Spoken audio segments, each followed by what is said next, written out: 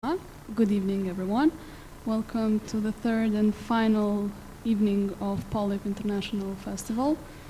Before opening the readings, I would like to thank everyone who has been with us virtually these 3 days. Your messages and attendance and support have been motivating indeed. Thank you, dear guests. Here we are, like in a, let's say, in a closing night of the 10th edition of POLIP. What to say, except we would like to sing like, wish you were here now, but we can't. However, we are sending lots of love through our online stream and hope to see you here next year. It actually just crossed my mind that we have been covering all kind of literary, political and social issues these 3 days. But we forgot to mention it that earlier in 2019 we invited Handke to this edition of POLIP, and right after that the world started going down. If we thought it would have this effect, I think we would not invite Handke. I would like to, anyway, I'm not good at jokes, so I gave it a shot. Without further ado, I would like to introduce our first reader for the night. It's Nora Prekosi-Hoti. Unfortunately, Nora could not be here with us, but we are happy to have the translator of the poems here, Mevlude Skuroshi. I would like to read shortly a biography of Nora, and I would like to thank her for sending us her poetry. Nora was born in 1986 in Mitrovica. She finished her BA of Ethnology in Philosophic University by the Department of Ethnology and Cultural Anthropology in Pristina. Nora has participated in many local initiatives in Mitrovica, has been part of organizing community poetry readings, and so on and so forth. You can go into our website to read more about the biographies of the readers. Please, Mevlude.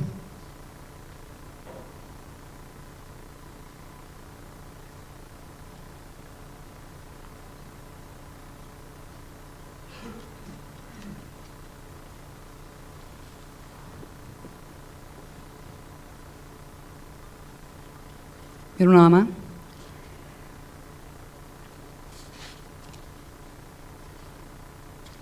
Poezia e parë e Norës titulohet Birit dhe të birit të tij. Bir. Mos u mjafton me identifikime përcaktuese sipërfaqësore. As me një anë të ngjarjes, as njëherë. As me ideologji të përcjellura me eho fjalësh gojë pas goje. As me dogma të pareflektuara në kohë. Sfida për jetimet të tua, me rështruar vetën, kohën, hapin, rritën tënde.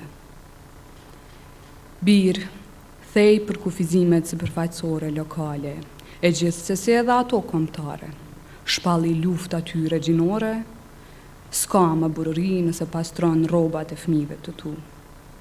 Burëri e pastër është të përgatitur të shujta me dashuri për të dashurit e tu. Jepi fjallën zonjës tënde, mësoja mos dridhje në zërit vajzës. Bir, s'ka as gjë nga trendet, as të robave, e as të zhandreve muzikore, as të njerëzve që kanë famë në shkollë të mesme, as prej atyre ftyrave publike mediokër. Mos e beso se je qendra e kësaj bote. Mos e beso se gjithçka fillon me ty, e gjithçka mbaron me ty. Është mësim i rënd në një moshë të caktuar. Kur do ta kuptosh, do të çlirohesh. Duhesh fanatikisht me besuar jedhen, hallkën tënde të zinxhirit, rrathët e përkryer, momentin e duhur, se shenjtëria e gjurmës tënde është vetëm aty. Ndonjëherë, lej vetën ta shijoj ndonjë limonad kinematografike hollywoodiane. Të gjithë bim prej e botës fiktive, ku për 2 orë, çdo gjë ka përfundim të lumtur. Djali e fiton vajzën e të dy puthën në rriga të shiut ose në përëndim të artë djelit.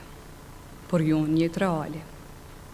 Për fundimin e lumtur, duhet ta kërkosh e të punosh për ditë për të, duke e ditur se jeta ka vetëm momente që duhet i koleksionosh si gur të çmuar, e ti mbash me krenari në një gjerdan të te dukshëm.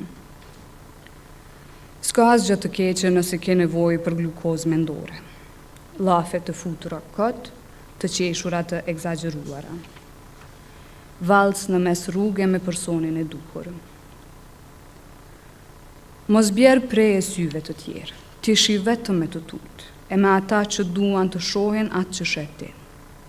Mos i duaj as njëherë kopet, mendimet që goltitën të papërtypura, njerëzit që me njëherë bindën, njerëzit që ndorojnë qasje kur e kanë mundësi.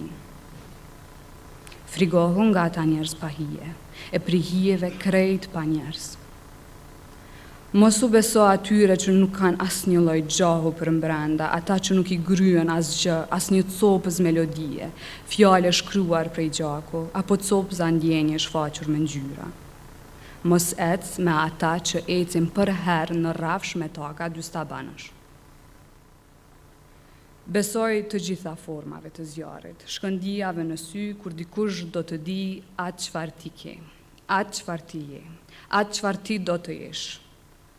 Besoj shkëndijave të tua, dije se aty ku s'ka dritë, s'ka jetë. E vdekja e frimueshme vazhdimisht kundërmon epidemi. Në ftyrat e qenjeve të dashuruara, në imazhenve të anak të viktimës. Mos u mundo të shërosh ata që s'duan kur. Aty e ke betejën e humbur. Pacient mund të bëhesh vetë. Mos lufto çdo betejë për ditë. Zgjidhi betejat. Më kanë thënë edhe mua. Ata them edhe unë ty, e ti përcjell këtë mesazh. Në kohë me diell betejat për ndritën. Në errësirë hijet kanë më tepër pushtet. Në errësirë ti mësohesh të rezistosh, në errësirë ti lind prap. Mos rri në të njëjtin vend gjatë, e mos u mjafto me të njëjtat qëndrime, me të njëjtën shoqëri, me interesa të njëjta, ndrysho. Rritu me erën, me stinët, me librat që do i lexosh, me frymat që ke me i thith nga pikpamjet të qenjeve të ndryshme. Krijo kufin të tu, shëntroj kufin të tu, që ke me i gdhend me kohë, me ndodhije me djegësima, dije që je vetëm ti, gjithherë besoje rrugën, e atë që do t'jesh, e mos haro ta duash vetëm.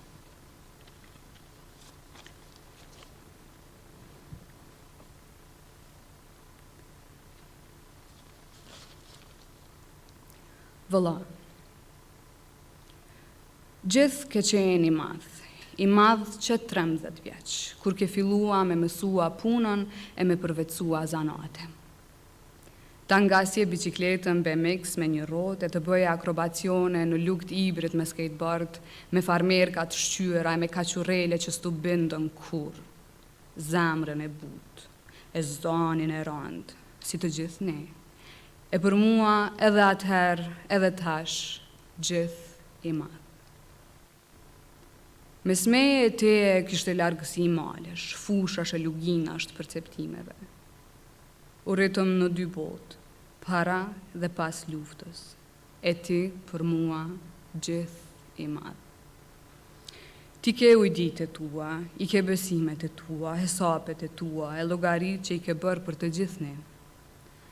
Derisa unë e kisha vetmin për jetimet, shkrimet e shkaravinat, e ti përballë mbetësh e gjithë i madh.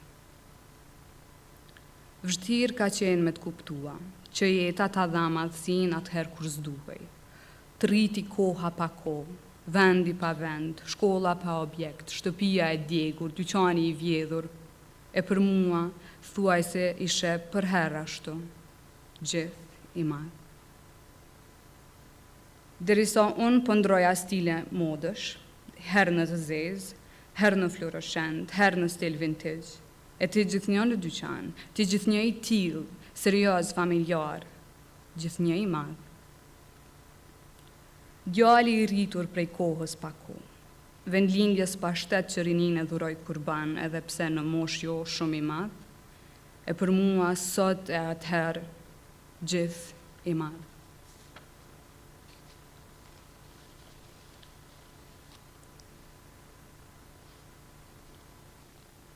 Busulla morale. Ka diçka krokat se kur dikush frymon nga bushëm, është një tingull i zhurmshëm kur fryma shkon dëm. Edhe kur fjalët vjellën, edhe kur gishta drejtohen pingull, edhe rrokullisjeve në ajër. Ka diçka jashtëzakonisht të gabuar në ato rropatje të patakta. Se për me gjetë vijen mes është udhë gjatë. Për me gjetë rjedhen e pikave është tretje vazhdueshme. Për me arrit një rrezillok, duhet ndezë e shuar disa herë. Se me u pa në sy me dritën, me u përthith prej saj, duhet pasur frikë e dëshirë të vazhdueshme të cilën e ha si shujt të preferuar. Për t'u lirua, tjetërsua e për t'u shndrua në qenje të tejdukshme përballë atyre pa busull morale.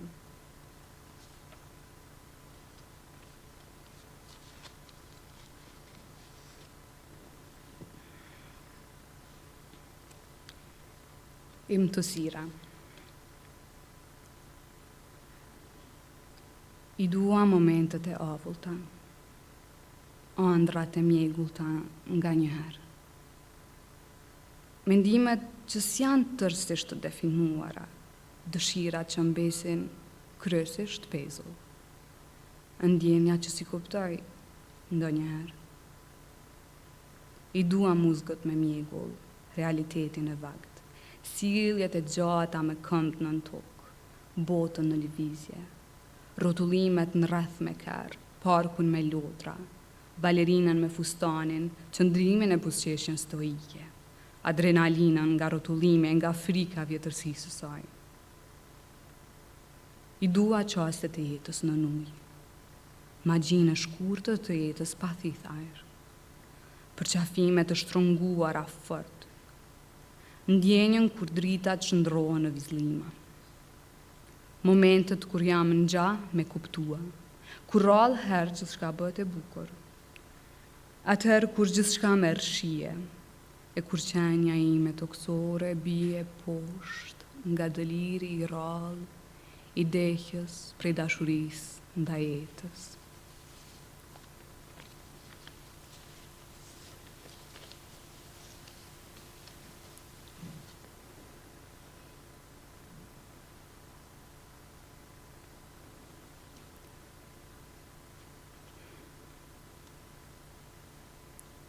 Ne jemi fije perje e thurur në avlëment, grumbull andrash fëmirisë dëftuar në pijama të buta.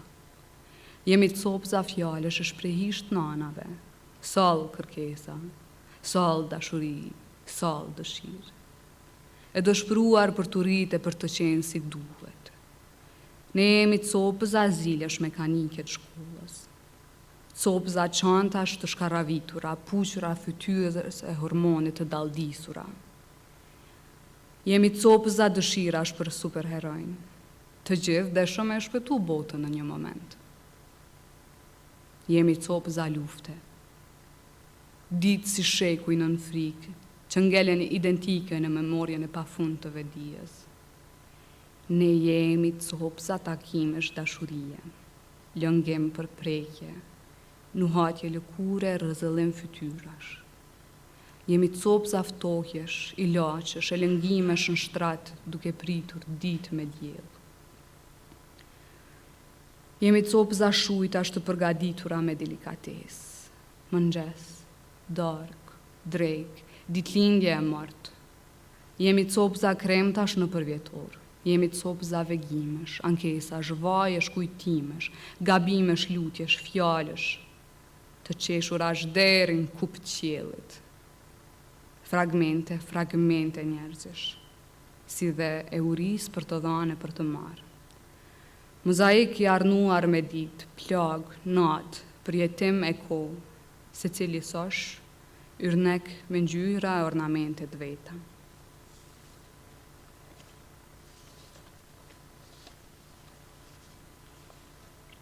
Edhe poezia e fundit.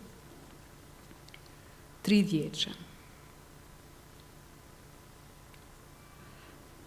Të 20-tat janë topat me vizlimat të diskos. Të 20-tat janë njerëz. 20-tat janë akullore jogurti me fruta mali. 20-tat janë dje me flok gjatë. 20-tat janë uri. 20-tat janë kauç të prishur e me leqe alkoholi e vrima cigarësh të shymura anash. 20-tat janë fustan një linë të verës. 20-tat janë pak fibra e shumë glukoz. 20-tat janë plot lot e likuide të tjera trupore të derdhura në banjo. 20-tat janë djem me flok shumë të shkurtë e fytyrat padala në djelë. 20-tat janë plot me grupe muzikore jo të famshme. 20-tat janë sprej hidratues i fytyrës. 20-tat janë maraton dë borë me take veshur. 20-tat janë plot me librat rrallë e jo mediokër. 20-tat janë pak shtresa, teshash e shumë dëshirë për prezencë. 20-tat janë plot shenja qafës. 20-tat janë kohë e tepër të pacak. 20-tat janë plot muhabete, filozofie, pa njohurit thella. 20-tat janë kërkem për përkufizim. 20-tat janë plot qërape, gjysmë të mëndafshta të shqyera. 20-tat janë shumë pritjet të lindjes së diellit. 20-tat ishin në një qast, e u avulluan shpejt, e treshi vjen para zeros. Për me kuptu, që me qesh kur s'qeshët, më shpesh nuk rëzohen shtëpit e letrës. As nuk humbet forma e Rubikonit të stolisur. Të 30-tat vinë lezëm, më qetë e heshtur. Se vjellja e fjallëve veç t'i humb lëngjet, e se poret e trupit shkëlqenë vetëm nga uji i lëvizës, e kur nga uji i bidonit.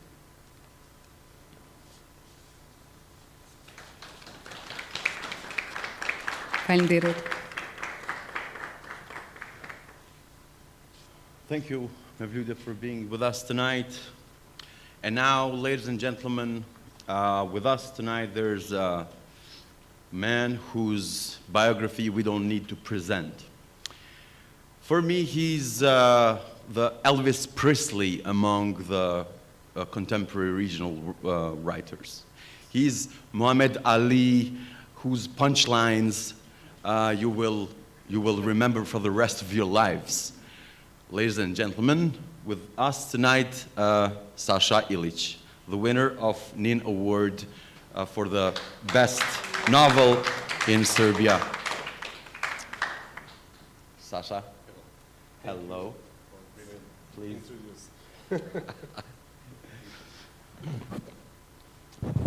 Sasha, I didn't prepare I didn't prepare 10 questions. 10 questions? No, I didn't prepare 10 questions. I only need, let's say, an honest answer in this one. How is to win a national award with a book which is supposedly, with a book who supposedly criticizes the state and the nation? It was a big trouble for me and for the nation too. I think. Yeah. Big story, big story. Okay, like I'm a but maybe myself. next year one panel for this only. How the double bass came into the story? Because I like double bass. Like I dream to have one. Do you like jazz? Yeah. Okay. Double bass is one of my favorite instrument in jazz, and I wanted to write one story about jazz musician from Balkan. It is very rare and strange story, but with the war in background, and it is connection between dog and double bass. The man from the war, he was Dog Yeah. of Wars, and double bass, it is Strange Connections. This is a Connection. strange friendship.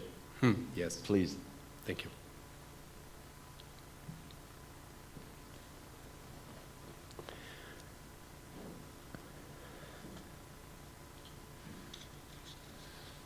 I will read a really small part from the novel.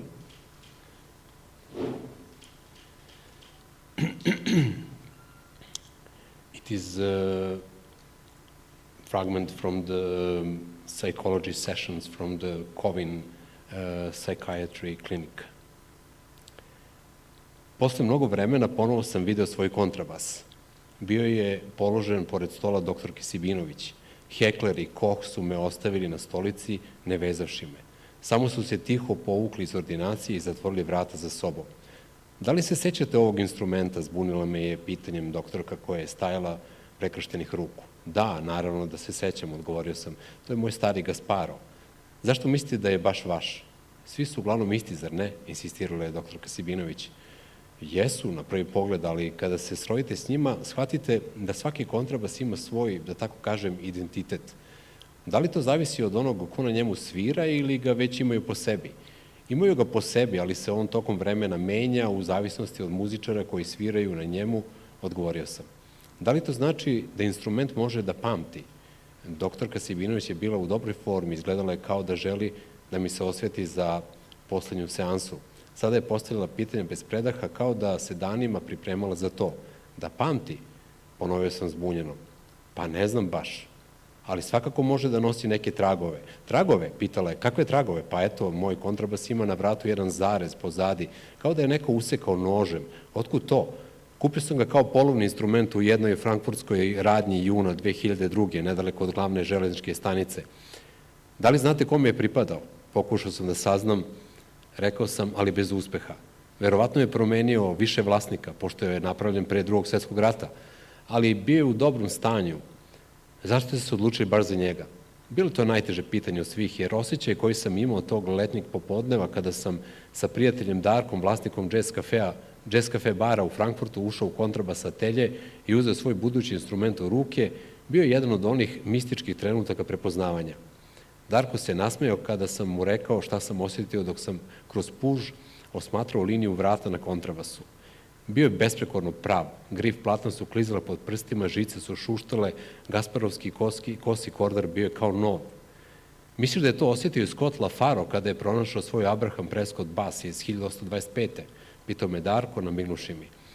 Da to nije osjetio, jebi ga, ne bi ga ni uzeo, rekao sam, pošto sam napravio nekoliko brzih prelaza preko žica. Zvuk je bio čist, volumen pun.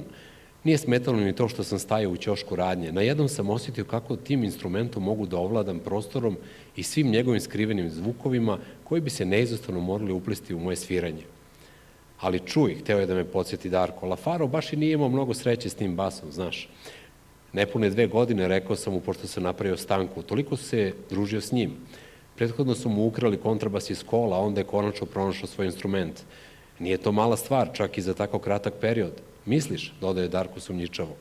2 albuma su ostala za sva vremena, kazao sam dodirnuši obrazom vrat svog kontrabasa. Sunday at Village Vanguard i Waltz for Debbie, oba s Billom Evansom. Znaš da je Evans komponovao valc dok je bio u vojsci, 10 godina ranije, prekinuo me je Darko, koji je bio fanatik prikupljenja trivije života džez muzičara. Taj period mu je ostavio gadne košmare. Šta je sanjao, pitao sam. Uvek isto, odgovorio je, kao da se davi u jezeru. Pričao je kasnije kako je u tom snu čuo Stravinskog, kojeg je obožavao kao klinac. Seo je napisao Waltz for Debbie, posvetio ga svojoj maloj nećaki, jer ga je podsjećala na njegovu majku, inače Rusinku poreklom iz Zakarpatja. Ako poslušaš Petrušku, shvatit ćeš da je Evans bio Stravinski američkog džeza, ali tek juna 61. kada je na 10 dana pred kraj života LaFaro odsvirao kontrabas na valcu, Evans je shvatio da je to bio onaj zvuk iz njegovog sna.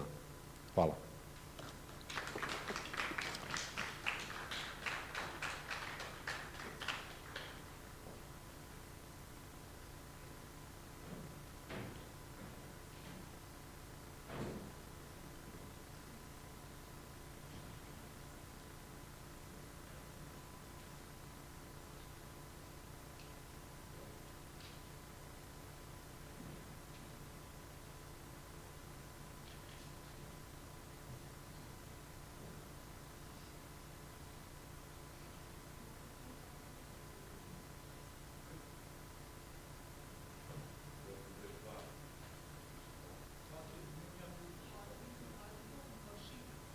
Ju mikrofonis po punon.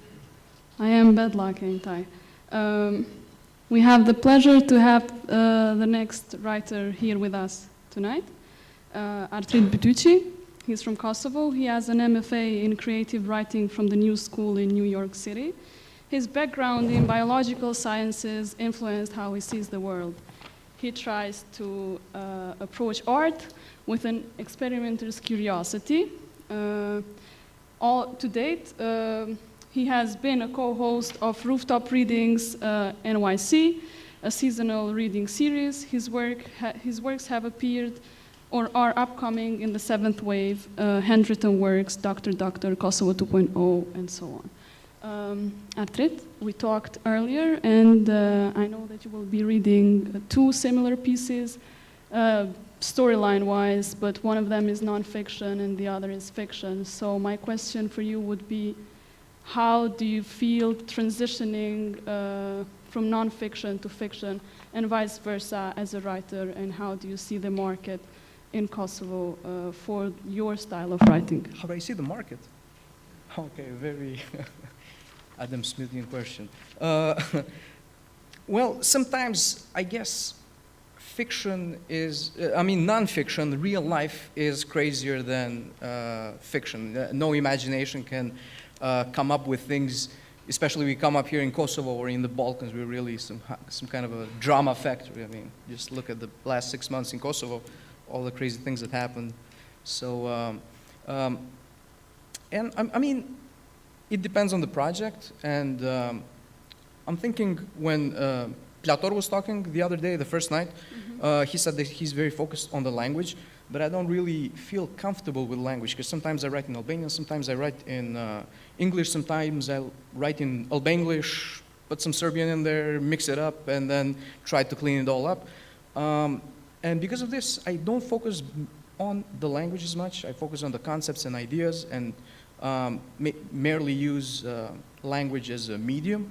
And I mean, if I was good at photography, I might as well use photography, or if I was a painter, I might as well use painting to tell my story. So in that sense, I choose how the project is going to go based on that concept, right? Thank you for being here with us tonight. Thank you. Oh, and so just to clarify, in the Beton publication, there's a fiction piece, but I'm going to read a non-fiction piece tonight. That's called War Under the Shade of Apple Trees. Each year, I would spend about 3 months at the seaside at my mother's family in Montenegro. That summer in the early 90s, I had recruited the neighborhood boys, and every day on the dot, Milan, Ivan, Igor, Luka, and a whole bunch of others reported to our secret base. We hauled heavy rocks and laid them along the edge of our fort's imaginary walls. Inside, the rooms were divided by skeleton partitions of cane and reed. We used a rusted laundry machine drum as our stronghold's fortified gate.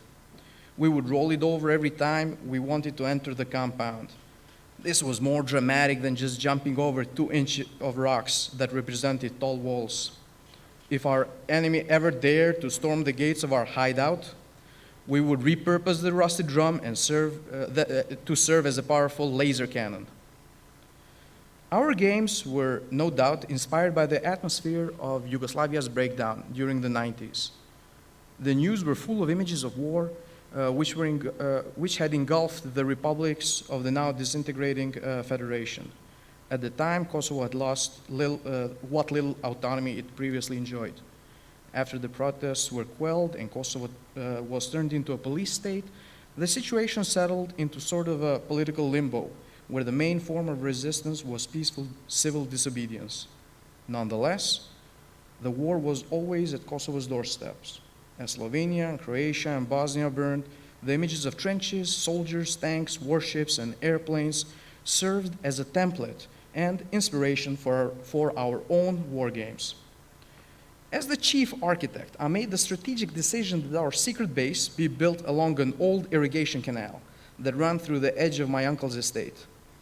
Since we kids were not allowed actual tools, my mother had a perpetual phobia of me getting hurt, we used sticks and blunt implements to dig and enlarge our canal. We worked hard to make it deep enough so it could resemble a frontline trench. In our eyes, a depth of about 2 feet was more than enough. The rear wall of our base was the fence overlooking an immigrant's villa that stood empty most of the year. Since we considered this area to be the safest, it housed our command center. Inside, we propped up marble tiles I had nicked from the bathroom of the old house, and we closely monitored these radar screens for enemy activity. And so, one day, among the marble specks on the screen, a blip appeared to warn us of the approaching enemy forces. Somehow, they had figured out our location of our secret base. We sounded the alarm and took defensive positions. We all lay on the damp earth and fired our weapons at the incoming hordes. The rusty drum of our Gatling gun decimated the incoming enemies. We threw pine cones and Coca-Cola can grenades in all directions. 2 of our snipers climbed the fig tree and from their nests took out the rest of the invisible bad guys. It was a close call. An enemy plane had flown overhead and detected something suspicious, and they sent a group to investigate. We were lucky to fend off that first attack and got them before they could disclose the location of our secret base. But our gang was no longer safe. We found out that soon the enemy would launch a rocket with a spy satellite. We had to act fast, take the fight to our enemy, and destroy that rocket before it launched. The period of peaceful resistance was over. We were now on a warpath. If we were ever going to have a chance against our enemies, we had to come up with better tactics. This meant I had to renew my video club membership and make use of their rent 3 and get 1 free promotion. And so, for the sake of research, I invited my gang to spend afternoons at my uncle's living room. We sat on the floor and parked our asses next to the tower of VHS tapes, turned on the TV, and started getting irradiated with heavy doses of action movies. My favorite was Terminator 2, Judgment Day. When I first saw it, I was the exact same age as the character, John Connor, who in the future was supposed to become the leader of the resistance against the machines. One scene always stuck with me. John was chased by a police officer through a long hallway. Just as he reached the door, through a rough-looking biker emerged. He was played by Arnold Schwarzenegger. The outlaw pulled a shotgun from a box of roses, and that's it, I thought. John Connor's a gunner for sure. And then came the twist. The biker shot the policeman, who turns out was a shape-shifting robot sent from the future to kill John Connor. The outlaw, dressed in black leather, was a technologically inferior robot, also from the future, sent to protect John Connor. It shouldn't be surprising that the movie's villain, dressed as a policeman, helped me relate to the movie. The imagery and symbolism was particularly well-suited to appeal to a kid growing up in Kosovo during the 90s. At the time, the Yugoslav military and Serbian police were part of Slobodan Milosevic's machinery of repression towards the Albanians in Kosovo, and so it was easy for me to see that robot dressed in a police uniform as the villain. On the other hand, Arnold Schwarzenegger represented an underdog rebelling against an overpowering police force. I knew what I had to do. If John Connor had the Terminator to help him, that meant that I also needed to find a powerful ally. Since it was difficult to find a pet killer robot, I had the next best thing, my uncle. His muscles rivaled those of Schwarzenegger's. He had a black belt in karate and brown belt in karate and black belt in judo. His many championship medals were a testament that he could be an equal contender for the title of the world's best roundhouse kick to either Chuck Norris or Van Damme. I don't know if you guys are getting these action movie names. My uncle was also already my protector, role model, and mentor in shenanigans. And above all, since I was his favorite nephew, he could never say no to me. And so I slowly recruited my uncle to help me arm up and train my band of ragtag mercenaries to wage my child's war. I spent entire evenings designing special weapons inspired by the action movies. I kept up all the blueprints in the top secret folder. The next day, I explained the designs to my uncle, and we embarked upon a quest to find suitable wooden planks left over from some old construction job. I had my uncle load a wheelbarrow full of latest models of wooden guns, and we pushed it through our secret base. A Magnum was a dark piece of wood with a short stub for its handle.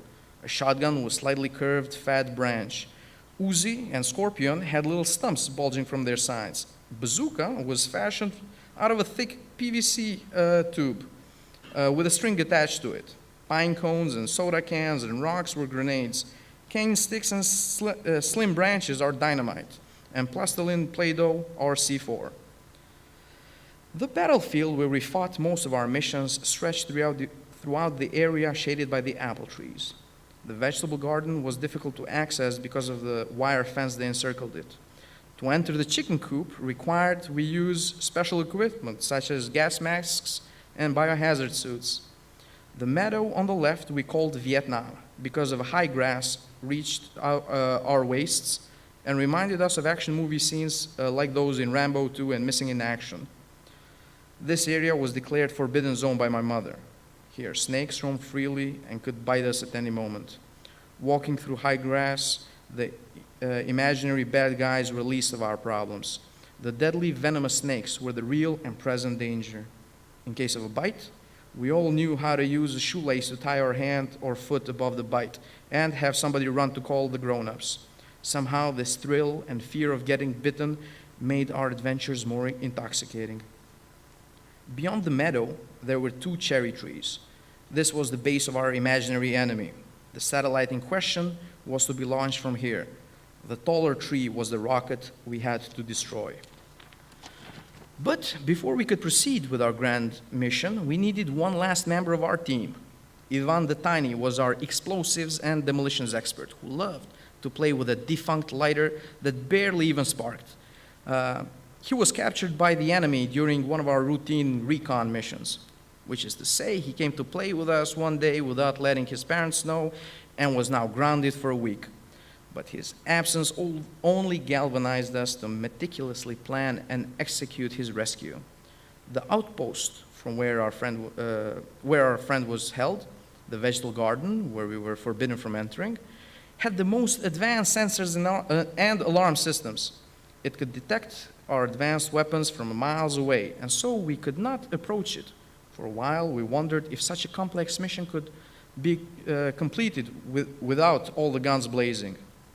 The mission required us to stealthily venture into the dangerous wilderness of tomatoes, peppers, eggplants, leeks, and onions with a minimum amount of gear. And so our strike team approached the garden fence shirtless, our bare knuckles tied in protective tape, and dull fruit knives tucked in the side of our shorts. During that special episode, we geared down to merge with nature.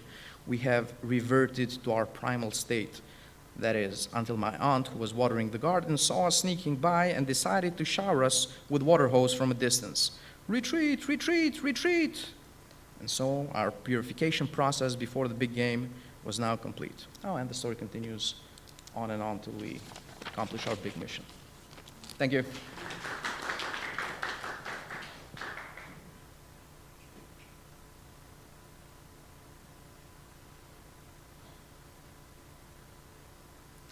Thanks, Hatrit. Our next author will join us virtually tonight. Lydia Haider is based in Vienna. She studied German and philosophy. She's the mother of 2, joined by contemporaries. She organizes a series of readings called Blumen Montag, as well as the art festival Perspektiven Terci. Together with the collective Vienna Flu, she writes travel journals. Most recent work, Word of the Living Rotten.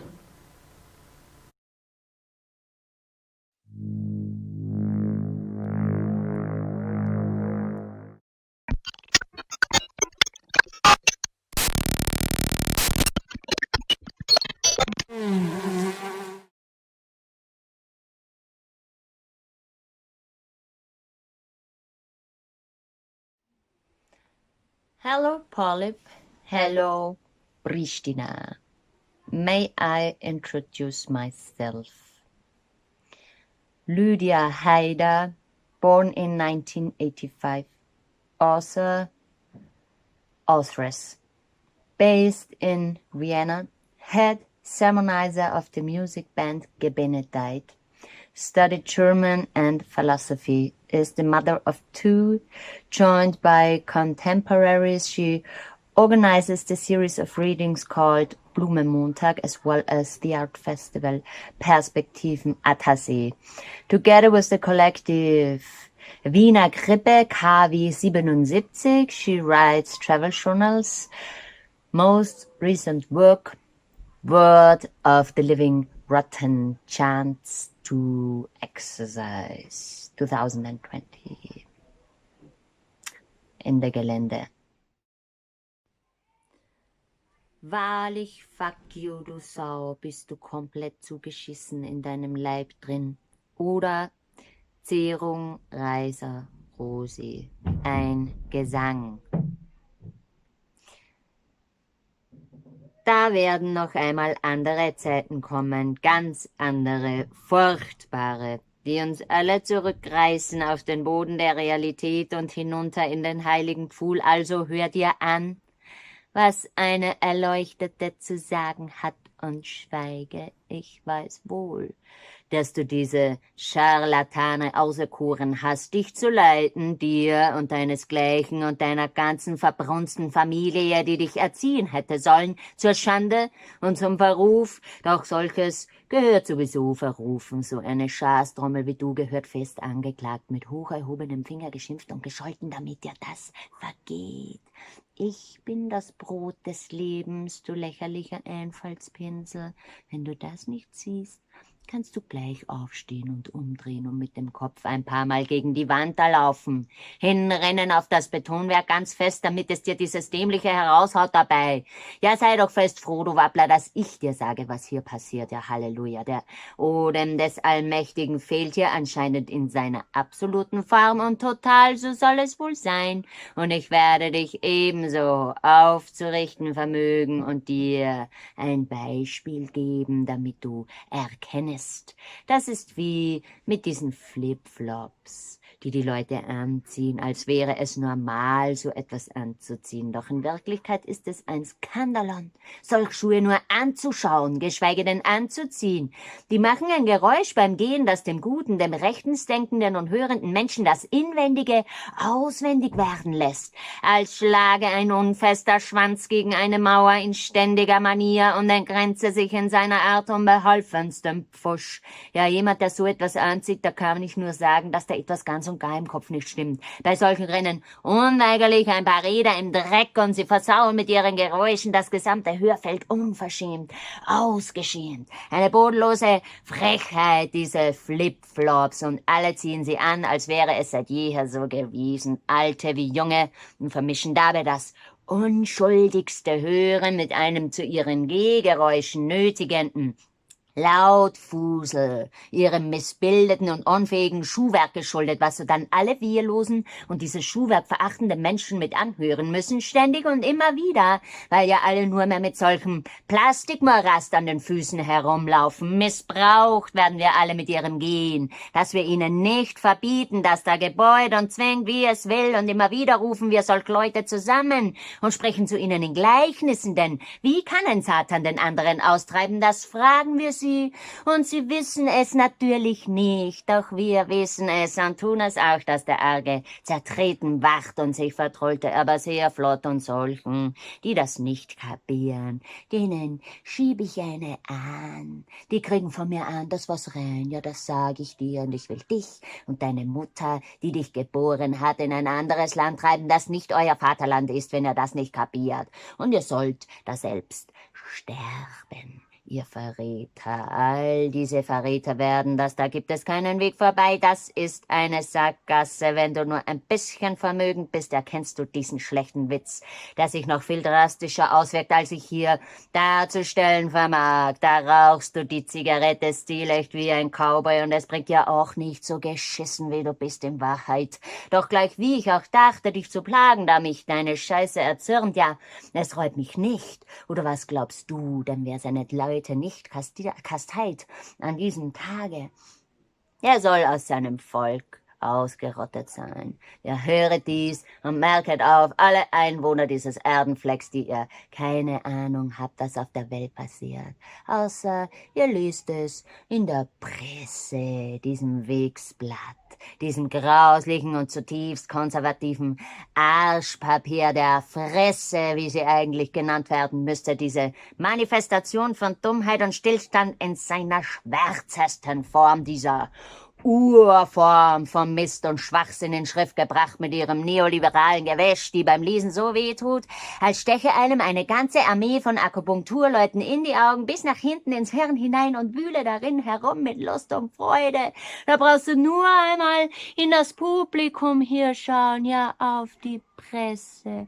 Auf die stehen natürlich diese ganzen pseudogebildeten und Wirtschaftsheines und Kofferfotzen, dass es nur so stinkt von denen, wenn man das Blatt aufschlägt und einem den Atem nimmt vor deren Hurerei mit dem Denken, dass sie ebenso nie gelernt haben und auch nie lernen. Dazu ist es längst zu spät. Zu allem ist es da zu spät. Da hilft überhaupt nichts mehr. Das sage ich dir hier und heute und du wirst dich noch einmal auf mich berufen.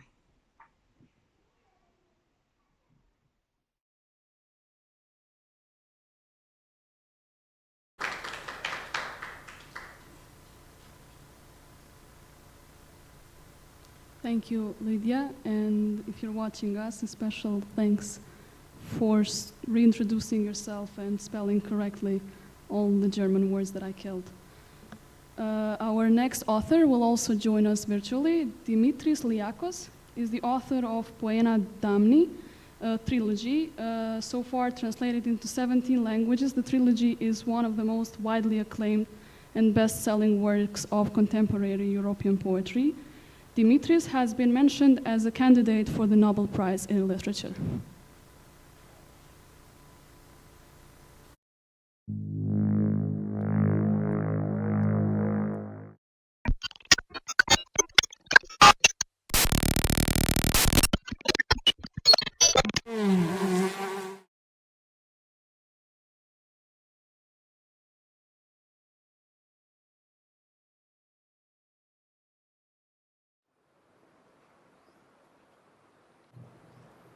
Στην αρχή δεν βλέπεις, μόνο φαντάζεσαι. Ύστερα νομίζεις πως βλέπεις. Απλώνεις με το μυαλό σου μια έκταση όπου ακόμα δεν φαίνεται τίποτα. Σκέτος χώρος, ομίχλη. Ύστερα απομονώνεις ένα κομμάτι για να ξεκαθαρίσει το τοπίο στο πεδίο του βλέμματος, μέχρι εκεί που μπορείς να ξεχωρίσεις ένα-ένα αντικείμενα. Όσο κοιτάζεις πιο πέρα θαμπώνει, και όσο προχωρείς τα όρια πηγαίνουν πιο πίσω. Ύστερα κοιτάς από το παράθυρο δίπλα σου, λίγα μέτρα και λίγο πιο πέρα, και βλέπεις να ταξιδεύουν. Όχι εσύ, τα αντικείμενα, αν μπορείς να τα πεις αντικείμενα. Τα βλέπεις να φεύγουν δίπλα στο τρένο, δεν μπορείς να τα αγγίξεις. Τα βλέπεις.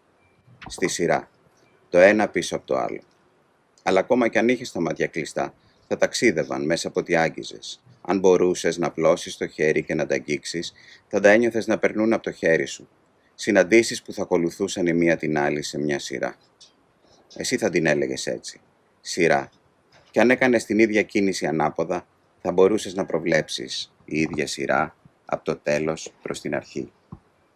Και αν θέλεις να ξεκινήσεις από κάπου αλλού, αλλάζεις τη διαδρομή. Αλλάζει σειρά. Το χέρι, από το παντελόνι στο κάθισμα, στο μέταλλο του μπράτσου, στο τζάμι του παραθύρου και πάλι πίσω, η ίδια σειρά με τις αποστάσεις που είχες παρατηρήσει στο χώρο. Όλα αυτά, εσύ τα λες αντικείμενα, όμως είναι μόνο ονόματα που μιλούν στην ψυχή. Και μπορείς πάντα να κλείσεις τα μάτια και να ξεκινήσεις από την αρχή. Είναι πάλι το ίδιο. Ξέρεις πώς είναι. Όχι όπως όταν κοιτάζεις και σιγά σιγά τα βλέπεις αλλιώς. Αλλάζουν χρώμα επειδή αλλάζει το φως, μεγαλώνουν όταν τα φέρνεις κοντά σου, ώσπου δεν βλέπεις τίποτα πια. Χάνονται, μπαινοβγαίνουν συνέχεια από το φως στο σκοτάδι. Τα ξεχνάς στο σκοτάδι και τα περιμένεις στο φως. Και τώρα που πάμε μες στο σκοτάδι, κοιτάζεις και περιμένεις να δεις τι θα βγει από εκεί, όσο πηγαίνουμε. Γιατί ξέρεις κιόλας πως ο ουρανός είναι εκεί, ακόμα κι αν είναι σκοτάδι, ακόμα και άδειος. Όπως ξέρεις πως κι η γη από κάτω σε σπρώχνει μπροστά. Τη σπρώχνει ο τροχός και εκείνη τον σπρώχνει μπροστά. Αν μαλάκωνε λίγο θα κατεβαίναμε μέσα της. Ίσως πάμε να κατέβουμε κάπου. Ίσως όταν φτάσουμε εκεί, στον ορίζοντα, αυτή η επιφάνεια να μην είναι και τόσο σκληρή. Πάμε όλοι μαζί προς τα εκεί, με το τρένο που αλλάζει το φως και παίζει μαζί του, το φως που αλλάζει παίζοντας πάνω σε κάτι που φεύγει. Που αλλάζει μορφή, επιφάνεια που μετακινείται. Και ο δρόμος ανοίγει καθώς πλησιάζουμε, ο δρόμος ανοίγει άλλο δρόμο για να μην αναγκαστούμε να σταματήσουμε. Μια πόρτα συνέχεια ανοίγει μπροστά μας. Δεν θα τη βρούμε ποτέ μπροστά μας κλειστή, δεν θα σταματήσουμε, δεν θα χτυπήσουμε, δεν θα μας ανοίξουν. Ποτέ δεν θα πιάσουμε το κουβάρι που ξετυλίγεται. Θα τυλίγει και θα ξετυλίγει μπροστά μας τις άκρες του. Θα το βλέπουμε, σκοτεινό σημείο, μακριά και μπροστά. Αθόρυβα, ή πηγαίνοντας με το τρένο αυτού του θορύβου, που σε τραβάει ή σε σπρώχνει, κινείσαι, αλλά μένεις εκεί. Και δεν σκέφτεσαι πώς θα μπορέσεις να ανοίξεις, να μπεις, να δεις κάτι άλλο, γιατί ακόμη κι αν προχωρήσεις δεν θα φτάσεις σε τίποτα. Δεν υπάρχει έξω και μέσα, δεν πέρασες μέσα ποτέ. Για σένα υπάρχει μόνο είσοδος. Ακολουθείς μια πόρτα που ανοίγει συνέχεια. Όμως δεν είσαι μέσα και φυσικά δεν υπάρχει τρόπος να βγεις.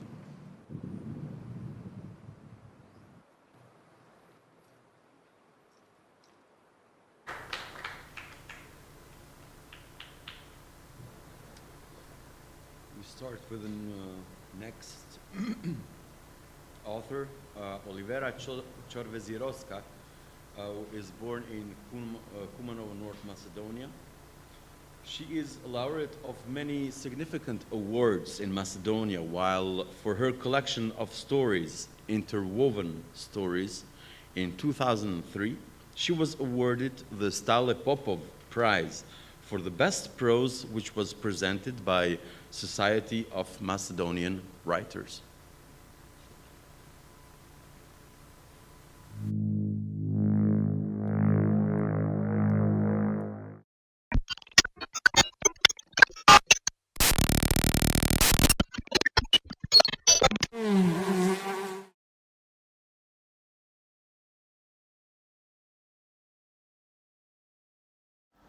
Јас сум Оливера Charveziroska. На себе гледам како на прозаист, иако во животот сум пишувала поезија, литература за деца, романи за деца и за возрастни, активно работам и книжевна критика од своите книжевни почетоци до ден денес, но сепак сметам дека мојот венчален книжевен жанр е и ќе биде расказот. На литературата од секогаш сум гледала како на рачна работа, како на занает, како на творечко занаетчиство, како и секое занаетчиство. И веројатно тоа доаѓа од таму што сум израсната во такво обкружение, поттекнувам од занаетчиско семејство, татко ми од кожа правеше чевли, мајка ми од текстил можеше да создаде цели светови. На своето пишување гледам исто на таков начин, како на рачна работа, како на везење, како на шиење, пишување и всушност токму во таквото создавање на нештата со сопствените раце, со сопствената и мануелната меморија на моите родители, ја гледам и поетиката и ноетиката на своето творештво. Смртта на готвачот. А беше готвач. Иако неговата професија се подпираше исклучиво на бастон од бројки и букви, а слободното време му се тркалаше на чувства, она што вистински го движеше како неповторлив човечки вкус во светот беше готвењето. А од дете мечтаеше да отвори ресторан и колку што мечтата му се измолкнуваше пред годините, толку вкусот на неговите јадења стануваше се понеодолив, дури магичен. Вистинскиот живот на А се крчкаше токму на средната решетка од ревната на животот. Одгоре беше професијата, оддолу беа чувствата. Одгоре буквите и бројките, оддолу болките. Уште како момче, А најмногу ги пријадуваше оние кои најмногу ги сакаше. Додека мајка му месеше, тој гледаше, а кога ќе останеше сам, го поправаше она што таа пропушташе да го стори. Например, лепчињата ги месеше подолго и поенергично, зашто мајка му не правеше секогаш така и потоа се чудеше зашто некогаш при печењето и пукаат, а некогаш не. Набиваше саат колку да стасуваат прв пат, колку да надојдат втор пат пред да ги стави на печење. На точно определена температура се разбира, до степен. Еднаш во подпржениот прас во зелник стави ким И оттогаш неговата кујна замириса на другост и некако помамно и плотно, движечки, повтежно се одсели од семејната кујна. А не беше роден за кујната сред која беше израснал, зашто во неа на главта се гледаше само како на празна тава што треба да се наполни со што и да е. Тој на главта гледаше како на копнеш, понего се разбира. Копнеш на кој мораше да се одговори, да се возврати достоинствено и повеќекратно, со страст. На неговата прва љубов, која патем речено беше помлада од него и ненаситна, и приготвуваше 2 појадока. Еден в кревет, друг на работната плоча в кујна, ручек на трпезариската маса, вечера на малото масиче покрај телевизорот во дневната и 2 ужини каде било ни станот, на кревет, на пот. А, речи си деноноќно готвеше и готвеше. Од пржени половинки банана на путер, се до најобични старовремски макала со суви пиперки попарени со врел зејтин. Немаше нешто што Аќе сготвеше, а таа да не го изедеше докрај. И јадењето, и него. Година за година, тава по тава, цветчиња од шекер во прав и ванила со вкус на портокал, нарасени во чинијата покрај разни домашни колачиња, крофни и крофнички, нанижање на стапчиња за раженчиња и полеани со темна чоколада, со над 70% какао, грчки мусаки, далматински компири со блитва, лахмаџуни и фалафи, чорби од црвена леќа со коријандер и лук, од тиква со куркума, шафран и ситно сечкана црвена пиперка, или од што и да е зелено во светот, и неговата љубов почна да се раскрупнува и дуе, да ништо повеќе не ја збираше. Трудна од стрвост и ненасит, таа можеше да раѓа само нови и нови рецепти, комбинации, преливи. Никогаш ништо друго. На почетокот од бракот со А, почнаа да не ја собираат панталоните, па кошулите, чевлите, потоа не ја собираше трпезариската маса, па троседот во дневната. Најстрашно беше кога почна да не ја собира заедничкиот кревет, која притискаше и гушеше до неиздржливост. Тоа сепак можеше некако да се речи со храна и немаше никакво суштинско влијание на готвењето на А. Но, кога и целата куќа стана премала за неа, првата љубов му пукна, истече и се доисцеди од домот како водоводна поплава. Од сета таа хаварија се крена само душата на А, исто како што се крева паркет од премногу влага. Втората љубов на А, врсничка, заврши со слично кревање на неговата паркет душа.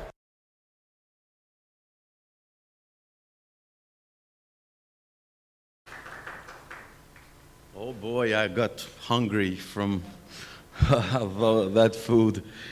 Okay, we continue with the next author. Katya Gertich is a poet, playwright, translator, and dramaturg from Split, Croatia. She got 2 books of poetry and short prose published, Load-Bearing Walls and Summer 2018. Her 3rd book, Letters to Zita, is announced for 2020, both as a book and as a theater play. For you, Katya.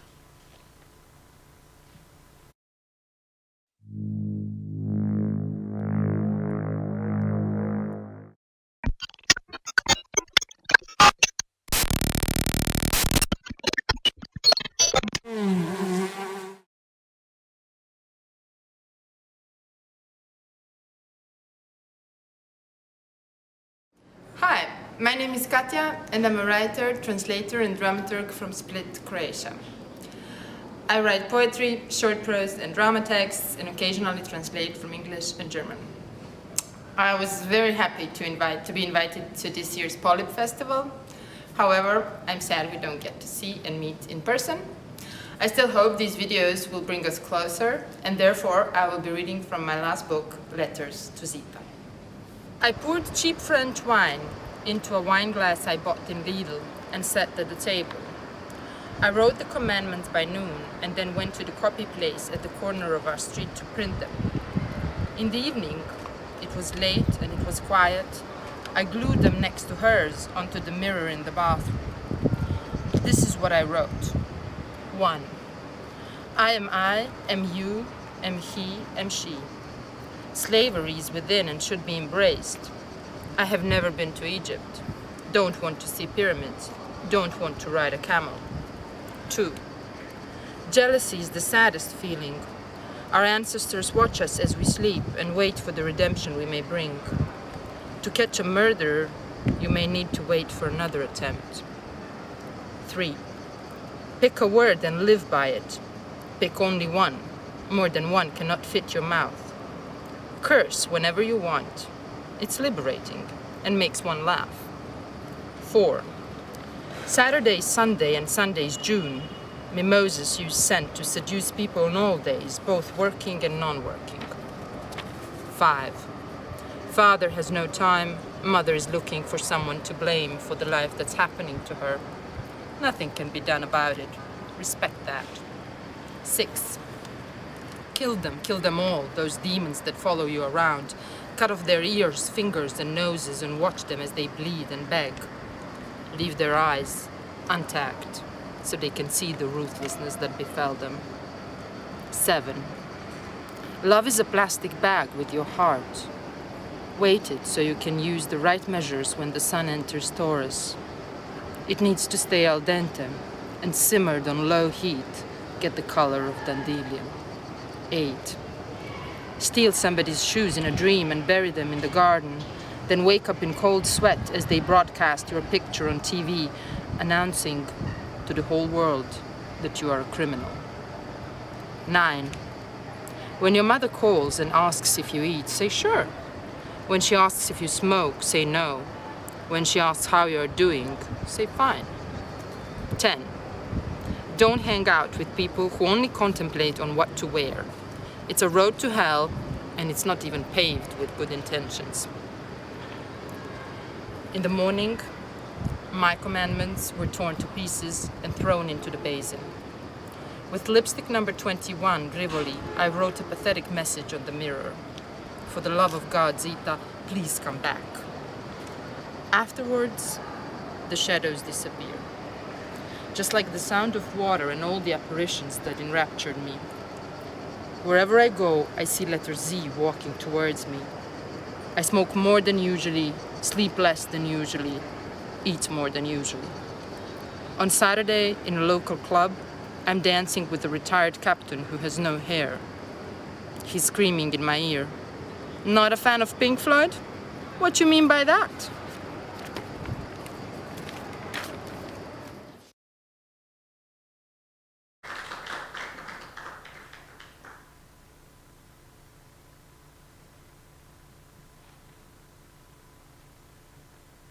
Thank you, Katya, for the reading and for the view. It really felt like we were there feeling the breeze. Our upcoming writer, Craig Chisholm, is a writer, poet, and researcher based in Belgrade, where he is an MA candidate at a joint degree program between the University of Belgrade and the University of Graz. He studies the effect of the Belt and Road Initiative on labor conditions in Serbia. He was the book review editor at the literary arts journal Gigantic Sequence. Before moving to Belgrade, he co-hosted summer workshops at the Marxist Education Project in New York, formerly the Brecht Forum, on the relationship between literature and revolutionary movements.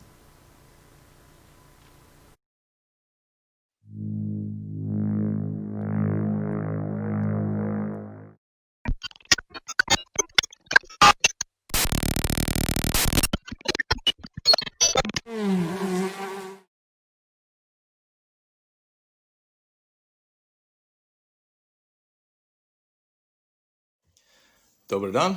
Zovem se Craig Chisholm. I'm from New York and living in Belgrade.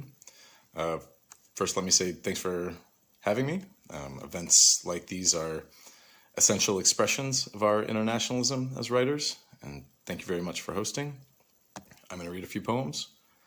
The first is called Emergency Room Coup d'etat.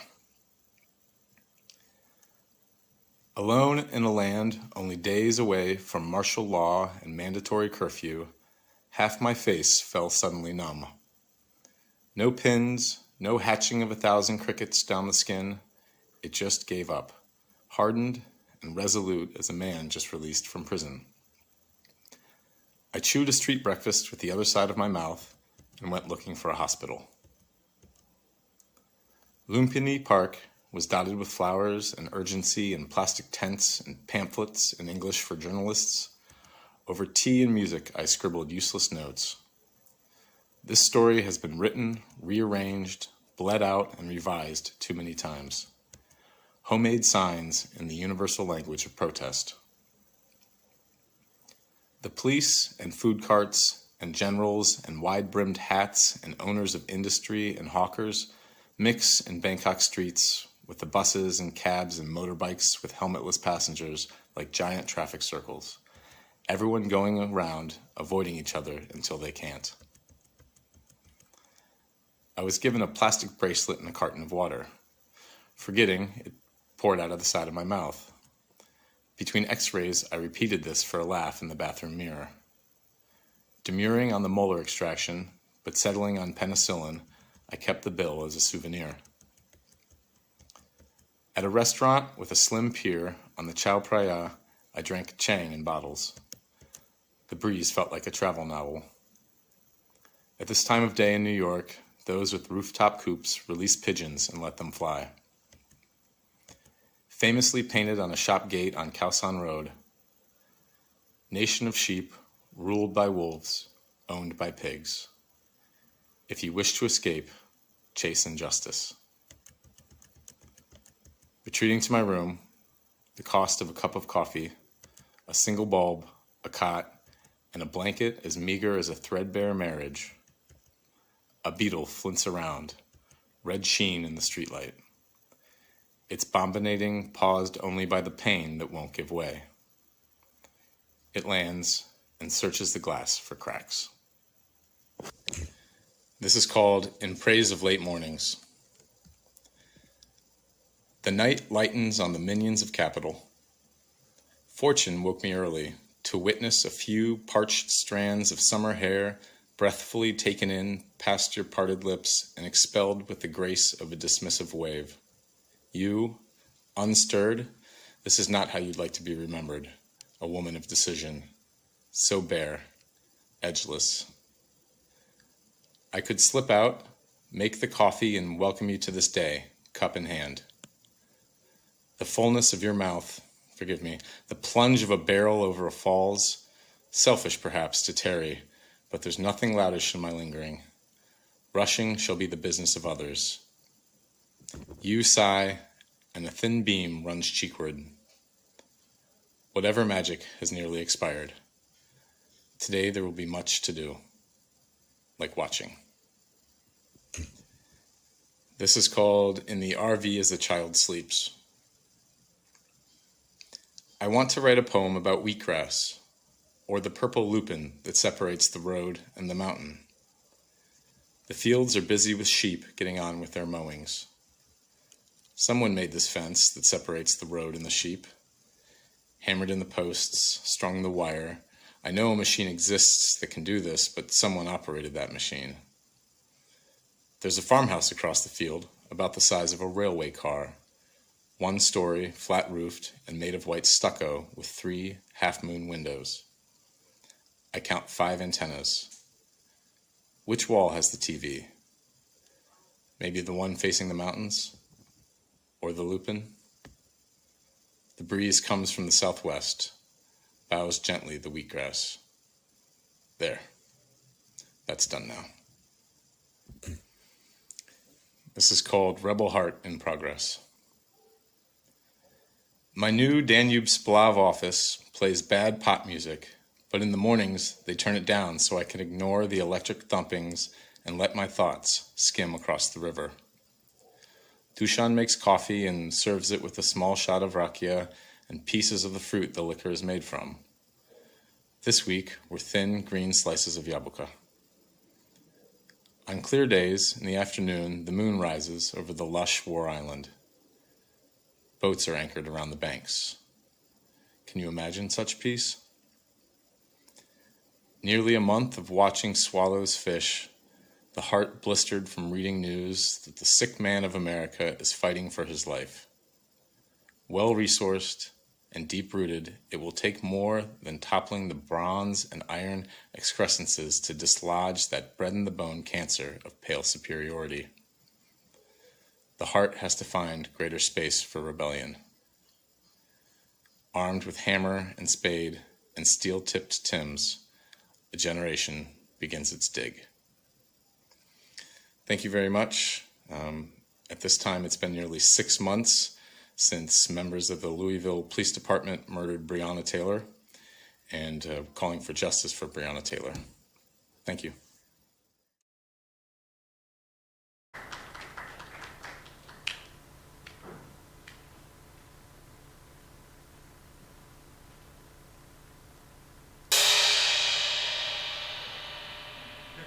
Ladies and gentlemen, good night. No. I'm proud to present our very last author, who, again, doesn't need to, I don't need to say his bio or what he did for the last 20 years for the Kosovo theater. I'm proud to present the Kosovo Harry Houdini of playwriting, the rebel with a great cause, Jeton Ziraj. Jeton, please.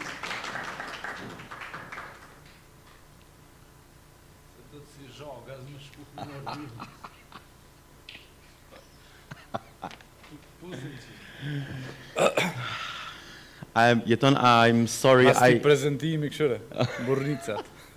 I'm sorry I didn't print the questions you sent me to ask you, but okay. All right. We do it offline. Yeah. Jeton, what you will read for us tonight? I'll read 2 short, well, they are not poems, but scenes from a play called The Internationals, or the original title was Carla Del Ponte Drinkt in Pristina einen Vanilla Chai Latte, so a German title. It's from that play, and usually when I don't know how to name a play that is a drama or a comedy, then I just call it post-dramatic play. So that's a term I use for, things that I don't know how to name it. Yeah.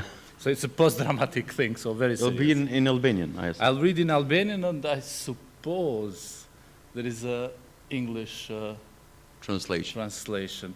The first one is the ballet thing. National Ballet of Kosovo? Yes. I'll leave you. That's it, okay. You're there to ask more questions.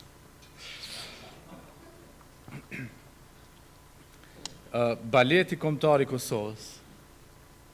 Balerinëve të ri të trupës baletit Kosovës në Kosovën e pas luftës, ndër të tjerë hapat u mësonte edhe Elez Nikçi. Elez Nikçi përpos mësues baleti, ishte edhe truproje presidentit Kosovës Ibrahim Rugova, I njohur edhe si pacifisti e gandisti I Kosovës. Elez Nikçi vinte një herë në javë në studion e baletit nga rezidenca e presidentit Rugova. Hynte në sallë, përshëndetej me balerin të rinj, jelekun antiplum belenti mbi tavolinë, e revolën e vartit të varsi e rrobave. Dhe pastaj, I lirë, pa peshën e revolës e të jelekut antiplum, vallëzon të bashkë me nxënësit balerin. Hop 1, hop 2, piruetën tani. Dhe vallëzon të Elez Nikçi si dikur para viteve 90, para se Milošević tash bën të trupën shqiptare të balet në Kosovë. Hop 1, hop 2, piruetën tani. Dhe mendon të Elez Nikçi, po sikur ndërsa unë vallëzoj, dikush t'i zër pritet ta vrasë Ibrahim Rrugovën? Mbas 60 minutave, Elez Nikçi ndalon të mësimet, përshëndetej me nxënësit e baletit, vishte këmishën antitrup në trup, në brez shtërnëgon të revolën dhe sërish kthehej te Ibrahim Rrugova. Vigjilent, syt 4 bën të truproje. Zonja e trishtuar gjermane ha qipsa dhe shikon televizorin. Në një ditë vjeshte me shi, zonja e trishtuar gjermane hante qipsat njelmt dhe shikon të një film Hollywoodi që e kishte rrëmbyer të tërën, bashkë si djallit pa shpresin. një film science fiction ku gjërat të tmerrshme po ndodhin. Afër saj, Markusi, qeni i saj, luante me një kockë plastike dhe herë mbas herë edhe ai shikonte televizorin, filmin. Dhe kur zoni e trishtuar Gjermani shkoi të bënte shurrën që ja kishte rënduar fundin e barkut, Markusi si me pahir preku dirigjuesin dhe ndroi kanalin e TV-s. Në CTF, një dokumentar gjerman po jepej mbi trafikun e organeve në Kosovë. Kur zoni e trishtuar Gjermani u kthye në dhomë, pa dhe dëgjoi në TV gjëra të tmerrshme për do krime monstruoze që pas ka ndodhur në Kosovë. Që t'jemi politikisht korrekt, krimet supozuara, se drejtësia ndërkombëtare akoma se ka thënë fjalën e saj. Dhe pastaj zoni e trishtuar Gjermani lëshoi një zë plot dhimbje. Markus, në thekë gjerman, Markus, ç'po ndodh në këtë botë? Fundi Markus po I vjen. Ja kështu tha dhe pastaj nga barku nxorën një kazan me të vjella. Kreta ato çipsa që I kishte ngrënë, I vollin mbi dyshemen me lëkurë origjinale tigri afrikan. Dhe pastaj zoni e trishtuar Gjermane ran depresion të thellë. Atë natë nuk e zuri gjumi fare dhe as shumë net të tjera. E mbi fytyrën e saj Gjermane u vizatua përjetësisht trishtimi. Faleminderit.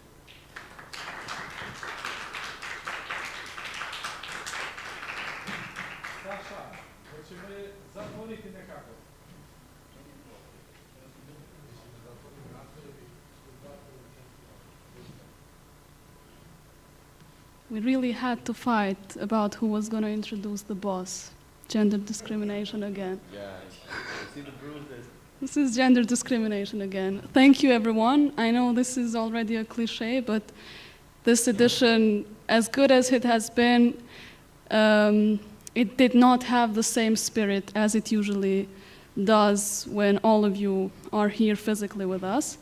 But we would like to thank you from the depth of our hearts for supporting us, for attending and joining us virtually during these nights.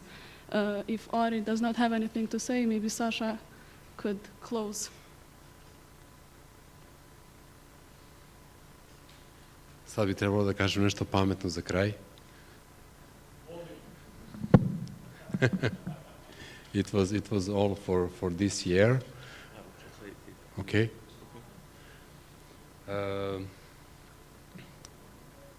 Drago mi je da smo uspjeli da održimo 10. jubilarni festival POLIP ove godine. I was happy that we really could organize and carry out the 10th POLIP this year. Ovo je bilo u polu-online modu. It was half on an online mode.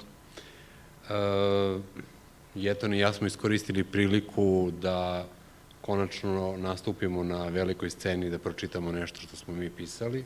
Jeton and myself, finally we managed to get out and read fragments of our works. Pre svega zahvaljujući pandemiji I COVID-19. First of all, thanking the COVID-19 virus. Ja bih zaista voleo da Jeton I ja u narednih 10 godina ne čitamo naše stvari, već da stage prepustimo autorkama I autorima iz regiona I iz celog sveta. But I would truly love that in the future 10 years, Jeton and myself will not manage to get out and read our pieces, but to let the scene to young authors from region and from the world. Hvala vam još jednom I vidimo se sledeće godine. Thank you once again and see you next year. Wiedersehen.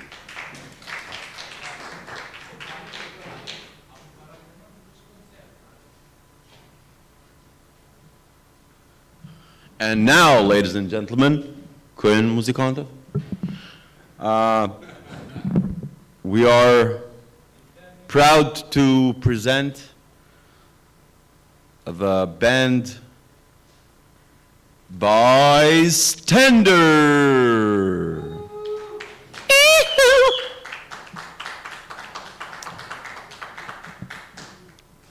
Bystander, don't just stand by.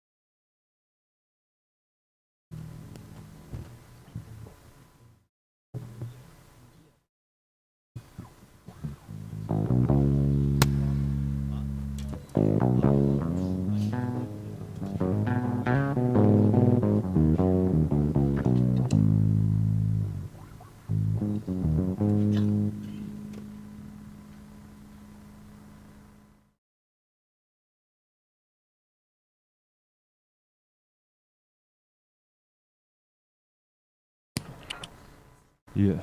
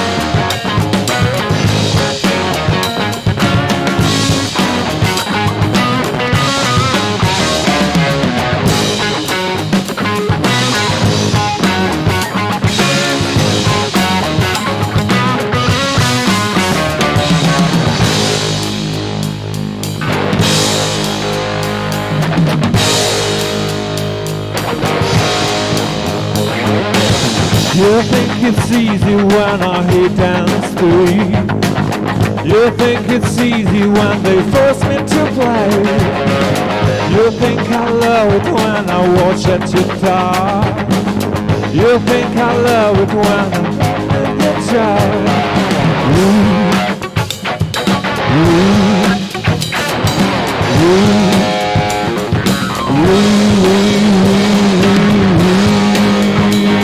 The people around the world.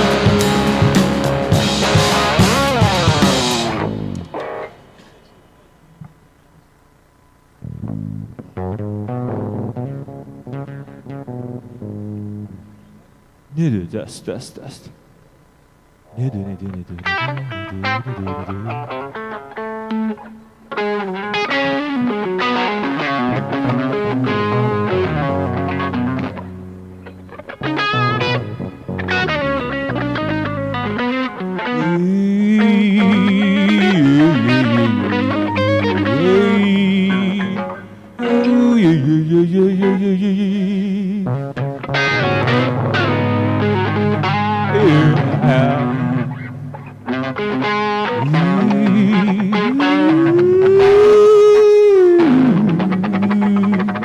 Oh yeah. Скачи.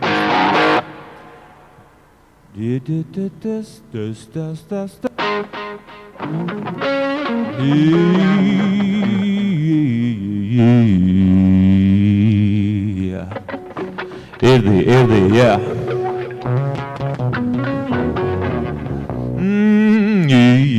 Yeah. A 1, a 2, a 1, 2, 3, 4.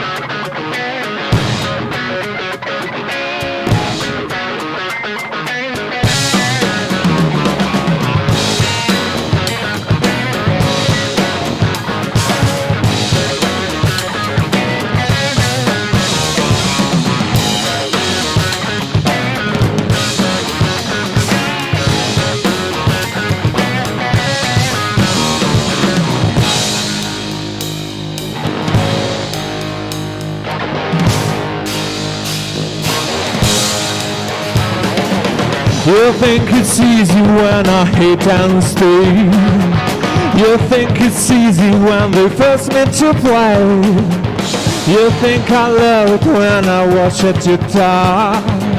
You think I love it when I smile with your jaw. The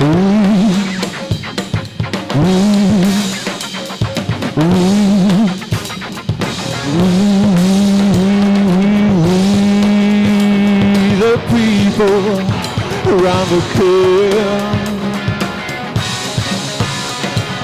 We, the people around the curve.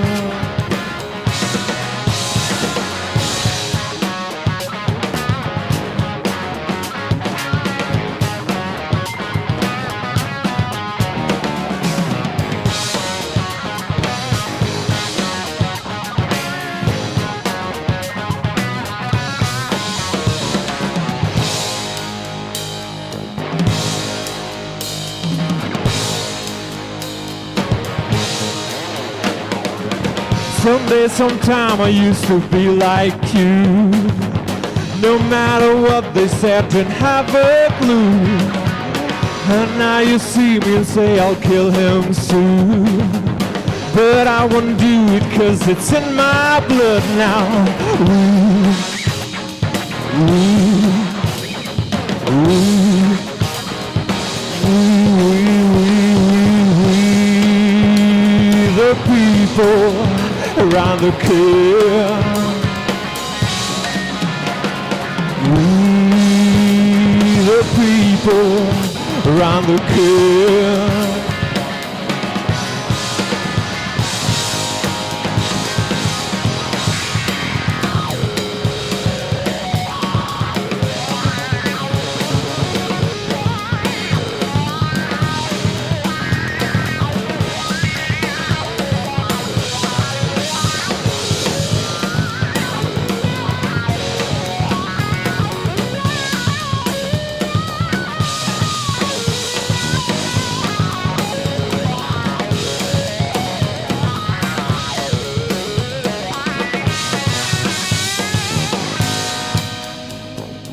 People around the curve.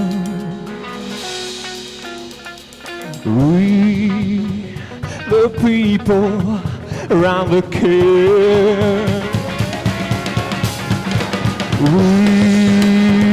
the people around the curve. We, the people around the curve.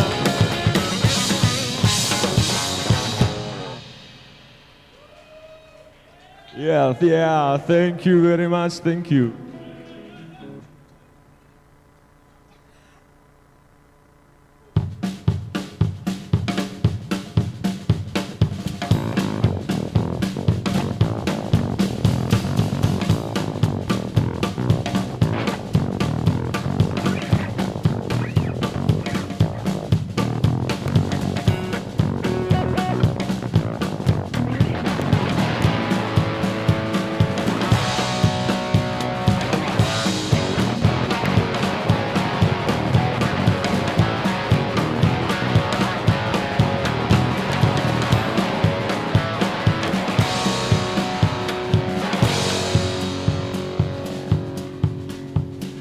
This city got me, but while I didn't want it, my mind flew so high, like balance in the sky. This city kissed me, but my mind didn't want it. I don't need your time, 'cause I got you on my mind. I don't need your time, 'cause I got you on my mind.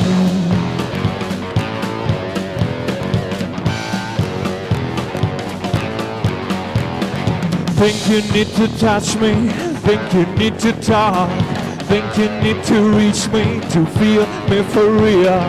Think you need to touch me, think you need to talk, think you need to reach me to feel me for real.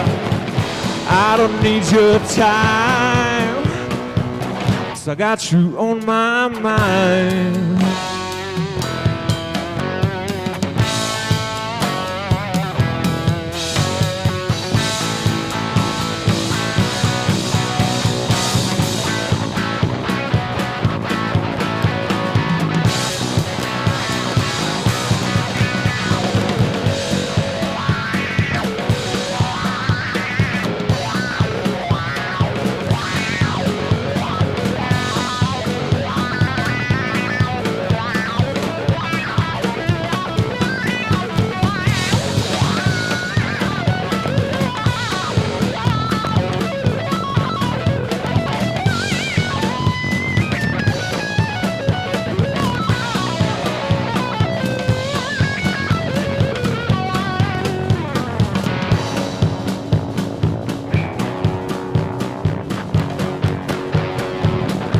I don't need your time.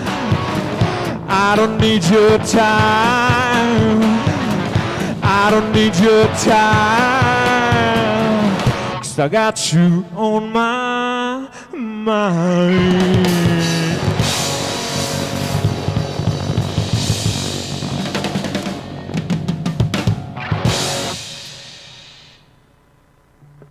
A je někdo?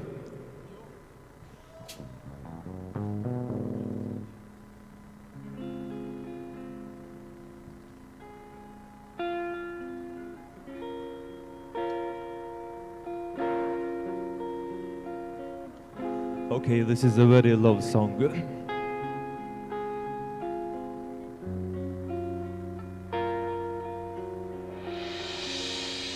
You don't know the songs for you.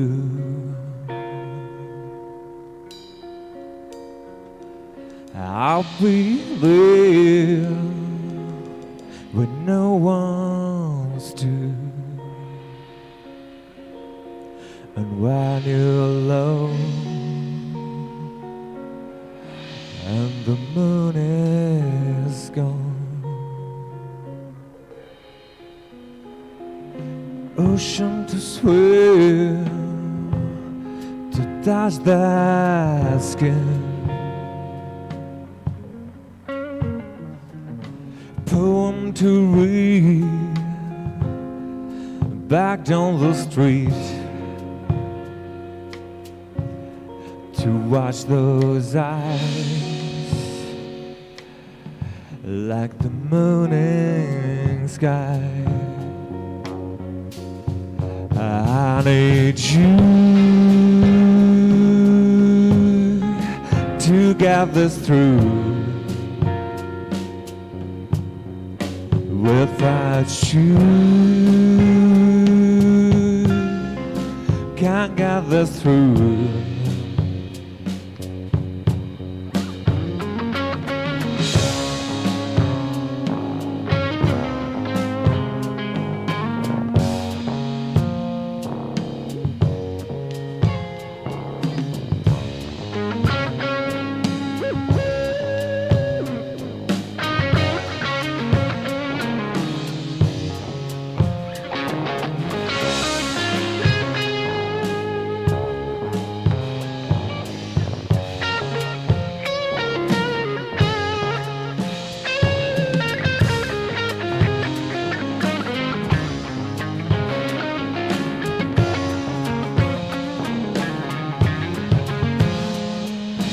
You don't know the songs for you.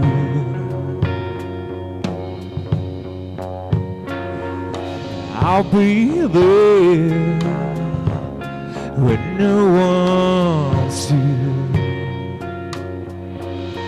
to watch those eyes like the morning sky. I need you to get this through. Without you, can't get this through. I need you to get this through. Without you, can't get this through.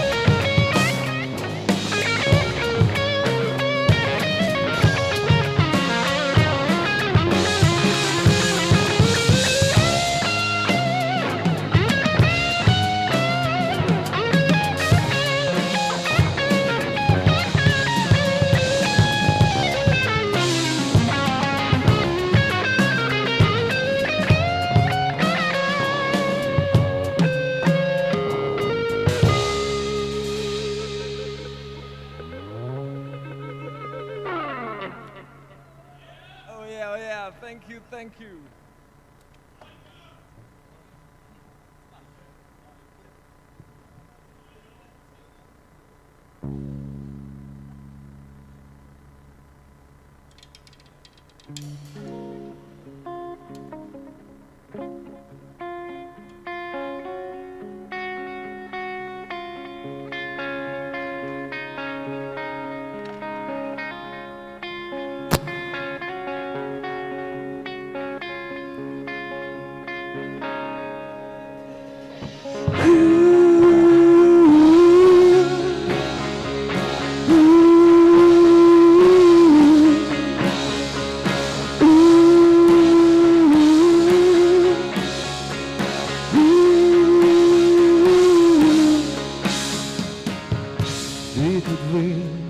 Ditët shkojnë, jeta kalon, ëndrat kthehen në kujtima, typ dhe ki këndojnë, her të krejun, her pa krej, jetën e lundrojnë,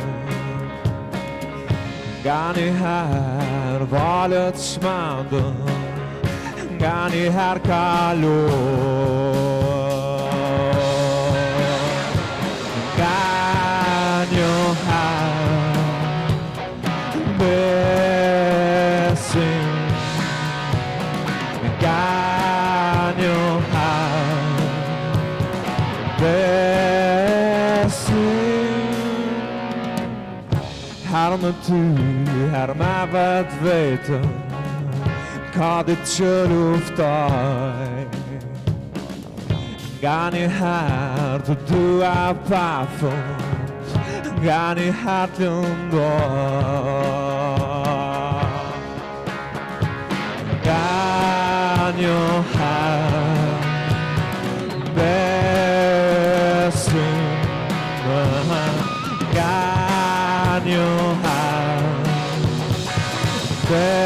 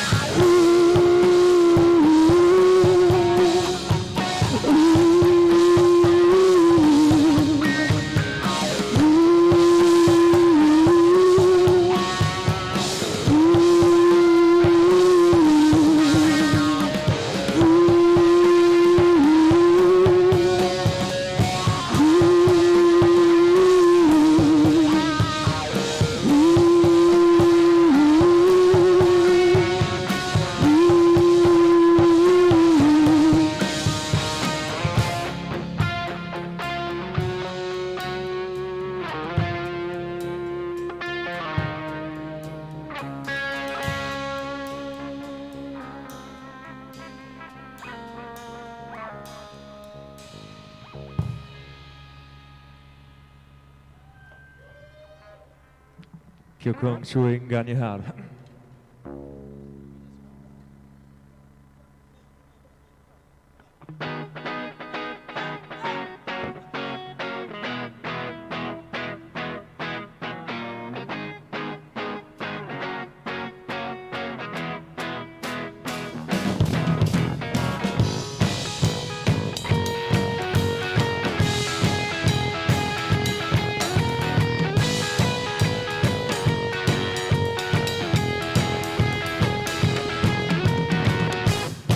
Atje ku djeli përëndoj, një shpesë zamës më dërgoj. Atje ku djeli përëndoj,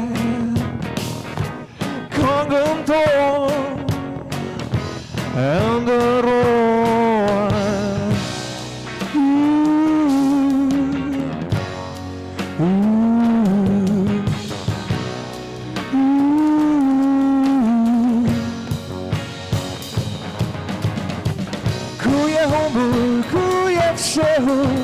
Kacanat që ty t'kërkoj, ti kujtojmë qastë tona, ato natë që ne ndrojmë, ku je humbur, ku je fshehur, kacanat që ty t'kërkoj, ti kujtojmë qastë tona, ato natë që ne ndrojmë.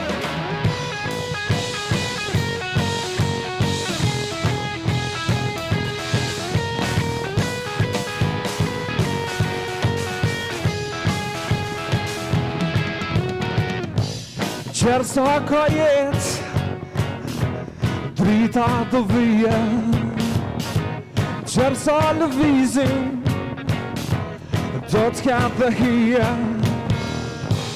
Qërë sa ka jetë, drita do vije, qërë sa lëvizim, do t'ka dhe hije.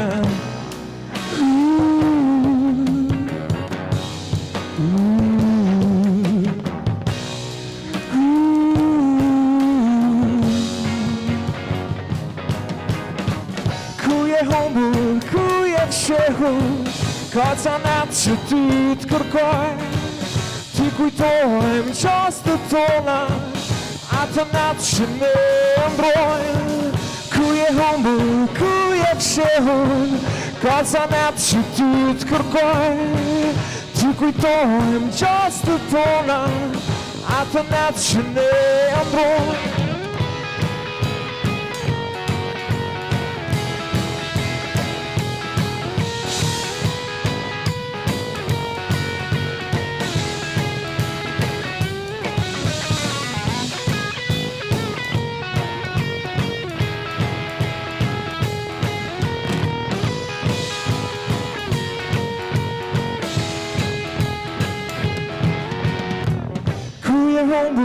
Ku je fshehur, kacanat që ty t'kërkoj, ti kujtojmë qastë tona, ato natë që ne ndrojmë.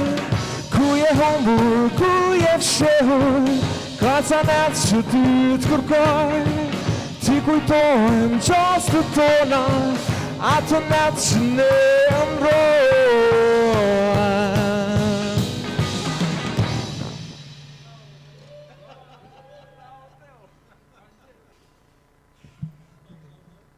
Gracias mucho, gracias.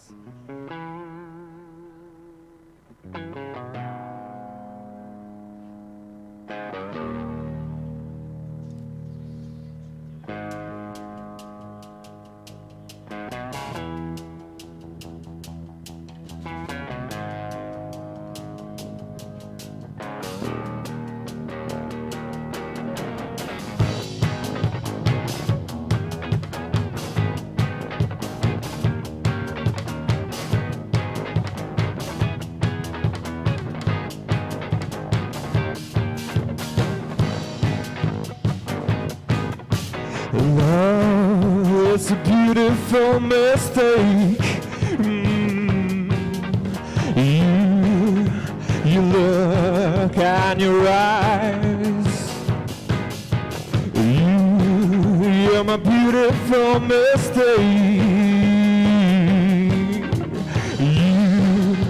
You look and your eyes. What is love? I have to know. What is love? You have to show it. What is love? I have to know. What is love? You have to show it. What is love? I have to know. What is love? You have to show it. What is love? I have to know. What is love? You have to show it.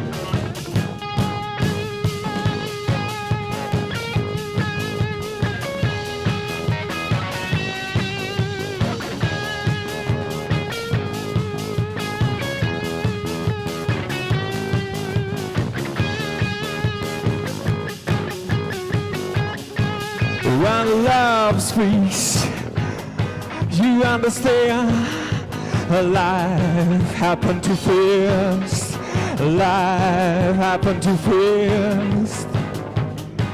When love speaks, You don't think for the rest, for the rest. What is love? I have to know how it is love. You have to show it. What is love? I have to know how it is love. You have to show it. What is love? I have to know how it is love. You have to show it. What is love? I have to know how it is love. You have to show it.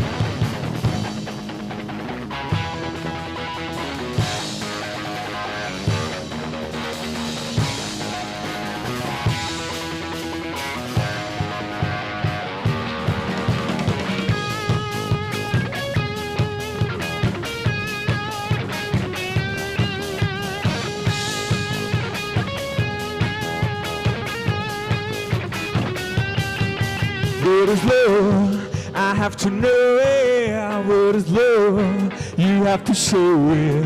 What is love? I have to know it. What is love? You have to show it. What is love? I have to know it. What is love? You have to show it. What is love? I have to know it. What is love? You have to show it.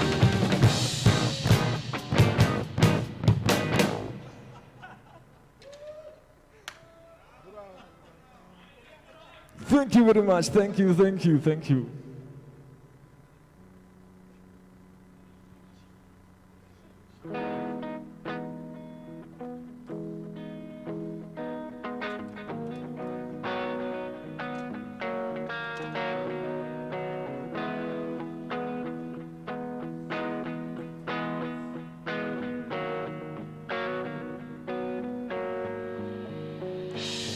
Pașdu che pritur nu cam ce ții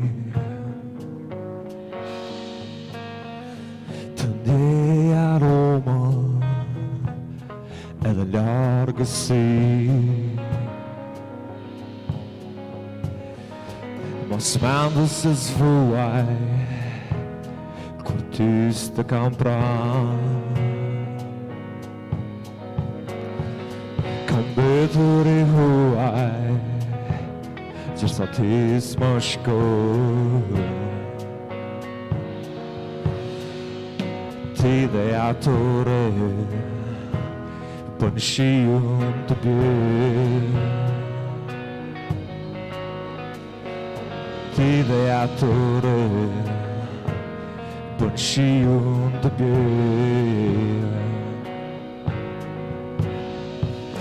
Pașdu che pritu nu cam ce ții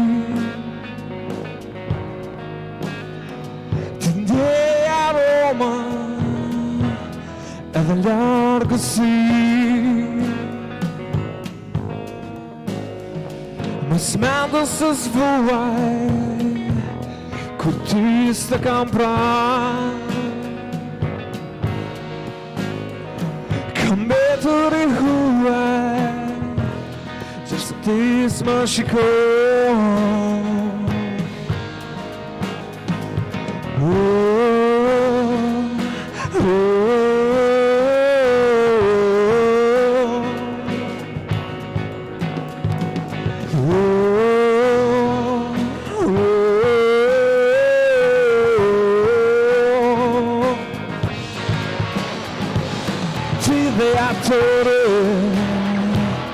Panshiun to be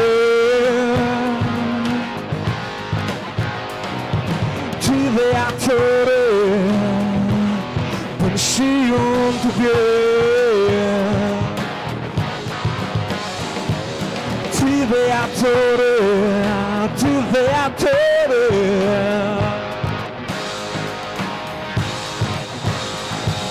Ti de attore Ti de attore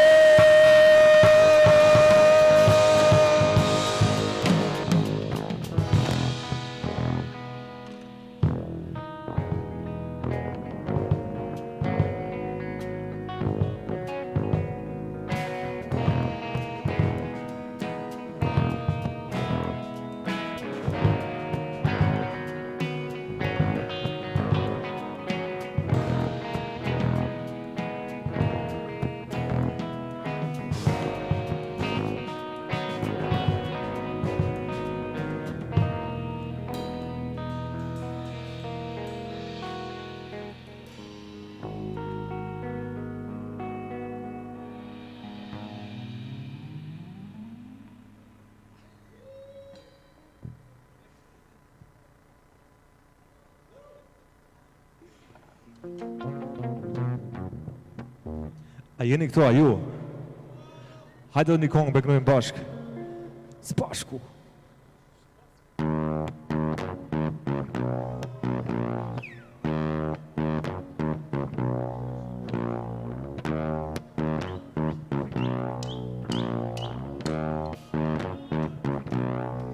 I'm gonna find a mother. A Salvation Army couldn't hold me back. They're gonna rip her off, taking their time right behind my back. And I'm talking to myself at night because I can't forget.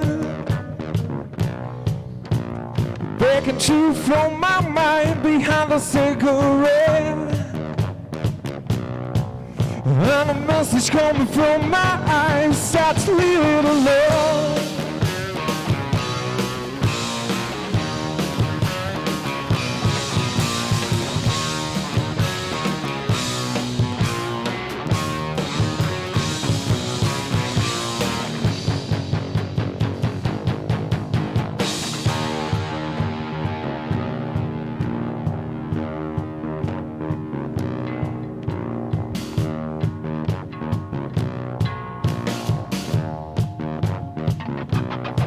Don't wanna hear about it. Every single one got a story to tell. Everyone knows about it. From the Queen of England to the House of Hell. And if I did it back my way, I'm gonna serve it to you. That's what I want you hear, but that's what I do. And the feeling coming from my bones, I follow her.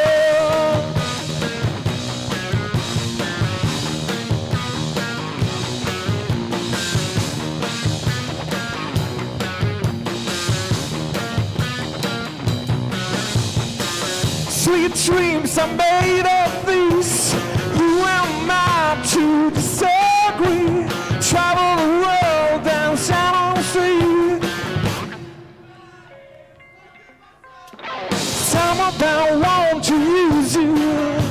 Some of them want to get used by you. Some of them want to abuse you. Some of them want it to be abused.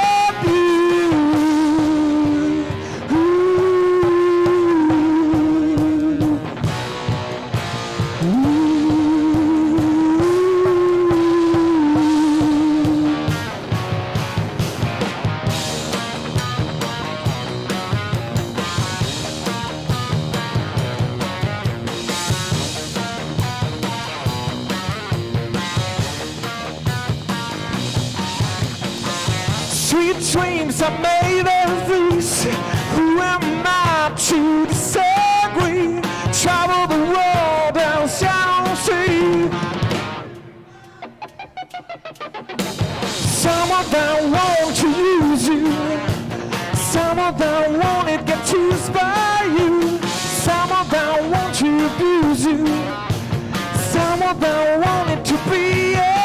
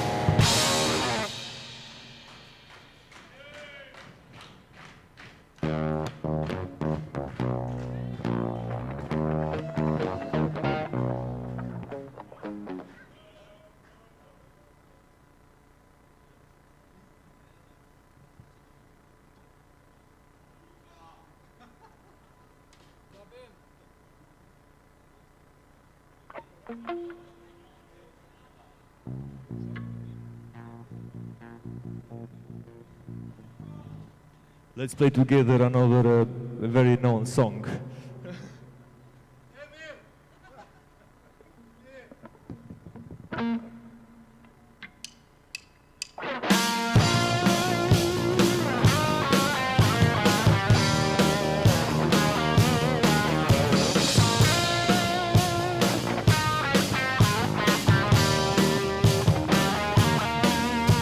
The world was on fire, no one can save me but you. The strange world desire make foolish people do. I never dream and I need somebody like you. I never dream and I need somebody like you. No. Fall in love. No, wanna fall in love with you.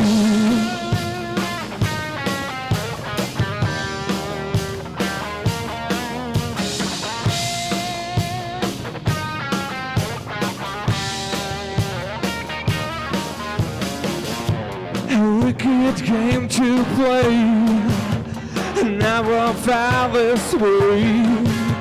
A wicked game to do. Let me dream on you. A wicked game to play. Never found this way. A wicked game to do. Let me dream on you. I wanna fall in love. No, I wanna fall in love with you.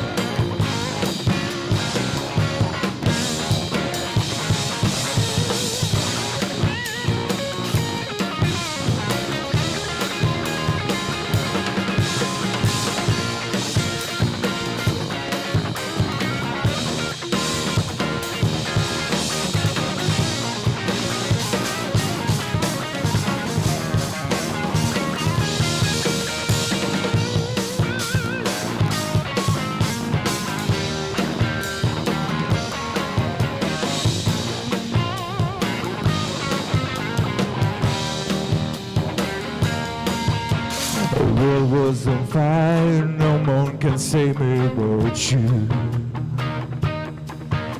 A strange world desire make foolish people do. I never dream and I need somebody like you. I never dream and I need somebody like you. No. Wanna fall in love. No, wanna fall in love with you.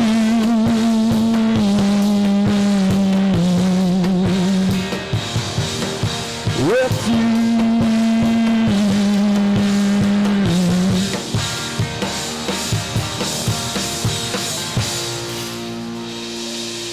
Nobody loves no one.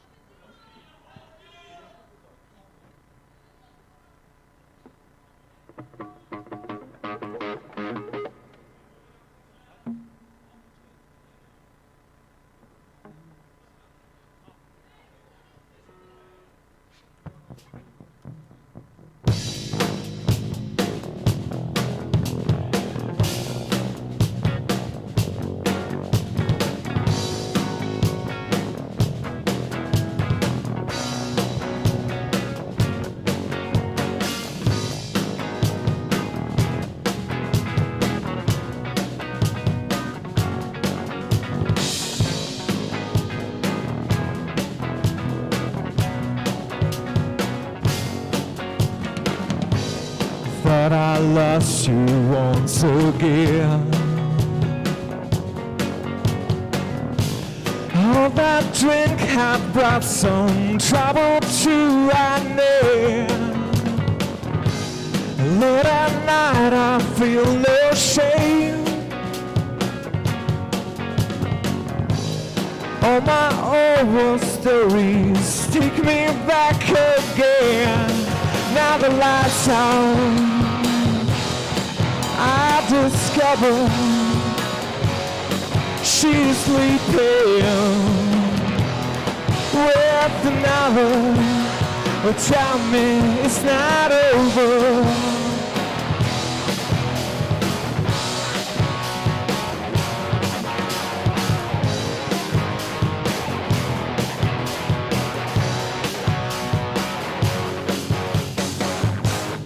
What a place to steal your fate. Does that car park not even a day? Please don't tell me it's too late. If you love someone, don't throw it all away. Now the lights out, I discover just the weekend undercover. Well, tell me it's not over.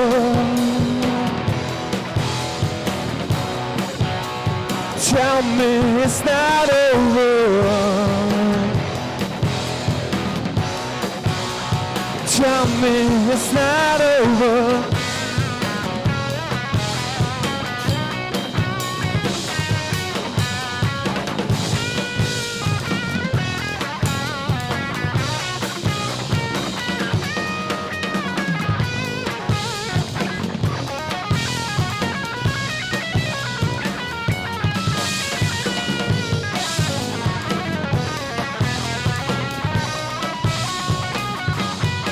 Now the lights out, I discover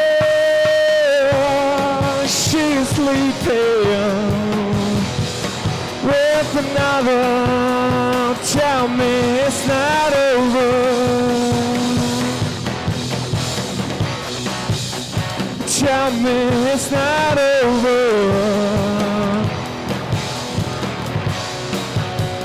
Tell me it's not over.